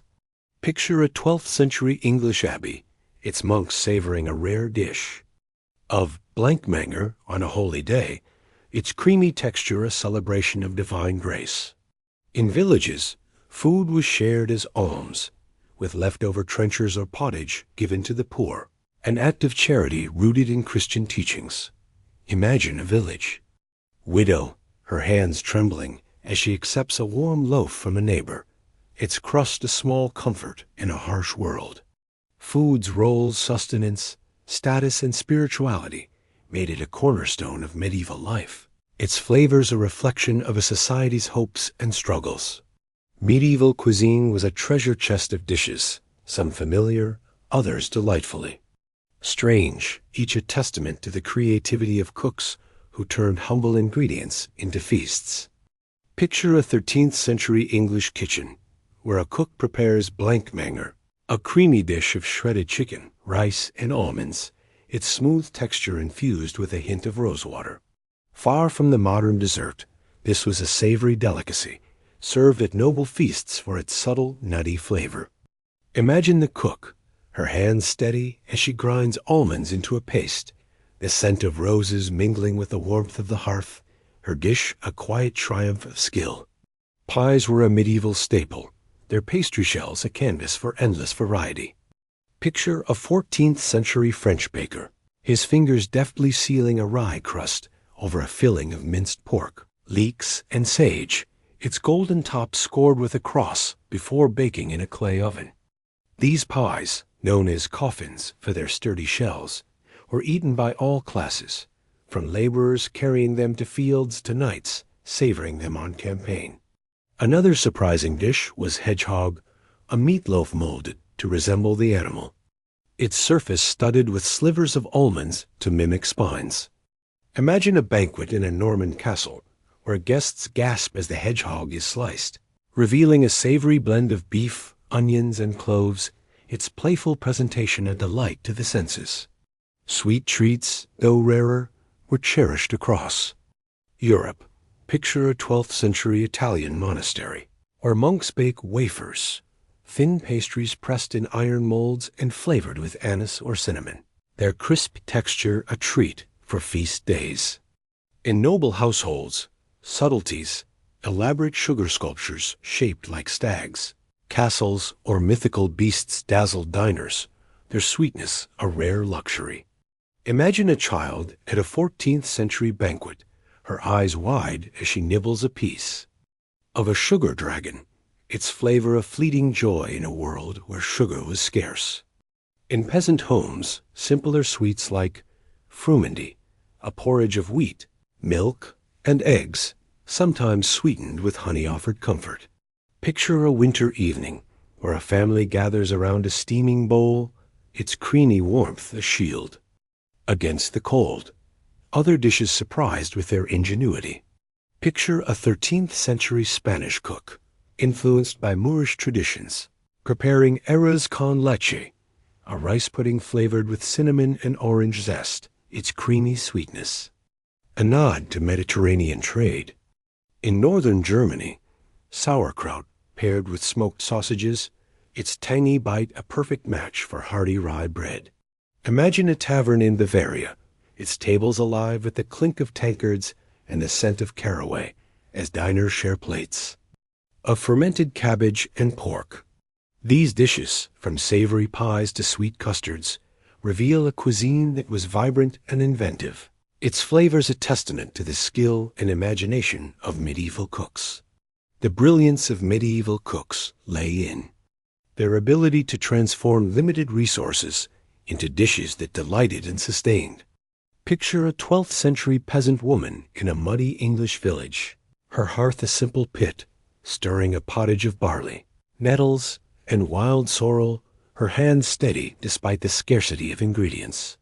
With only a cauldron and a knife, she crafted meals that warmed her family, using foraged herbs to mask the taste of preserved meats or stretch meager supplies. In times of famine, cooks turned to fillers like ground chestnuts or dried peas, their creativity turning desperation into nourishment. In noble kitchens, cooks were culinary artists, their dishes a blend of flavor and spectacle. Picture a 14th century French chef, his apron stained with wine, preparing a Lombardy custard, a savory pie of eggs, cheese, and bone marrow, its golden crust a canvas for his skill. These cooks used exotic spices like ginger and saffron, traded at great cost, to elevate their dishes, their recipes preserved in manuscripts like the foam of curry. Imagine a banquet where a roasted heron is presented, its sauce a tart blend of vinegar and cloves, its flavor a balance of sharp and warm, a triumph of culinary craft. The chef, his face lit by torchlight, bows as guests applaud, his dish a centerpiece of the feast. Monastic cooks, bound by vows of simplicity, showed equal ingenuity. Picture a 13th century abbey in southern France, where monks prepare a Lenten stew of fish, leeks, and mustard, their knowledge of herbs drawn from ancient texts. These cooks, often trained in medicinal plants, use dill or fennel to enhance both flavor and health, their dishes a blend of practicality and devotion. Imagine a monk, his robes brushing the stone floor, stirring a pot of lentil pottage, its aroma a quiet prayer for the community. Across classes and regions, medieval cooks turned scarcity into abundance, their ingenuity a testament to a cuisine that was anything but unappetizing. The diversity of medieval cuisine was a reflection of Europe's varied landscapes, climates, and cultures, each region crafting dishes that spoke of its land and people. In northern England, barley pottage was a daily staple, its hearty warmth laced with onions or wild garlic, a comfort against the region's damp, chilly winters. Picture a Yorkshire family, their cottage filled with the earthy scent of pottage, sharing a steaming bowl by a flickering hearth, their meal a shield against the cold. In southern France, olive oil and herbs like rosemary defined the cuisine, with flatbreads and vegetable stews a mainstay. Imagine a Provençal village, its market stalls fragrant with thyme, where cooks sell olive-drenched breads to farmers under the Mediterranean sun. In Spain, Islamic influences brought a wealth of flavors, with almonds, citrus, and rice shaping dishes like arroz con leche or lamb stews with dried apricots. Picture a 13th century banquet in Cordoba, its tables laden with rice dishes. Scented with orange blossom, their sweetness a legacy of Moorish trade. In northern Germany, rye bread and sauerkraut were staples, their tangy flavors paired with smoked meats or sausages. Imagine a Bavarian inn, its air filled with the scent of caraway, as diners share dark loaves and pickled cabbage, their meal. A celebration of local bounty. In Italy, early pasta dishes like lagana, layers of dough, and cheese foreshadowed modern lasagna, their richness a mark of fertile lands. Trade routes enriched this diversity, bringing spices and techniques from distant lands. Picture a 14th century Venetian port, its docks piled with sacks of pepper, saffron, and cloves, their aromas mingling with the salt of the sea. These ingredients, carried along the Silk Road, transformed dishes across Europe, from the spiced wines of noble halls to the ginger-laced potages of urban taverns. In northern Europe, where spices were costly, cooks relied on mustard, horseradish, or dill, their sharp flavors cutting through the richness of pork or venison. Imagine a Scandinavian fisherman, his hands rough from nets, savoring a dish of cod with mustard sauce, its tongue a match for the salty sea air. These regional cuisines, preserved in chronicles and archaeological finds, show a medieval world that was vibrant and connected, its flavors a reflection of both local traditions and global exchange.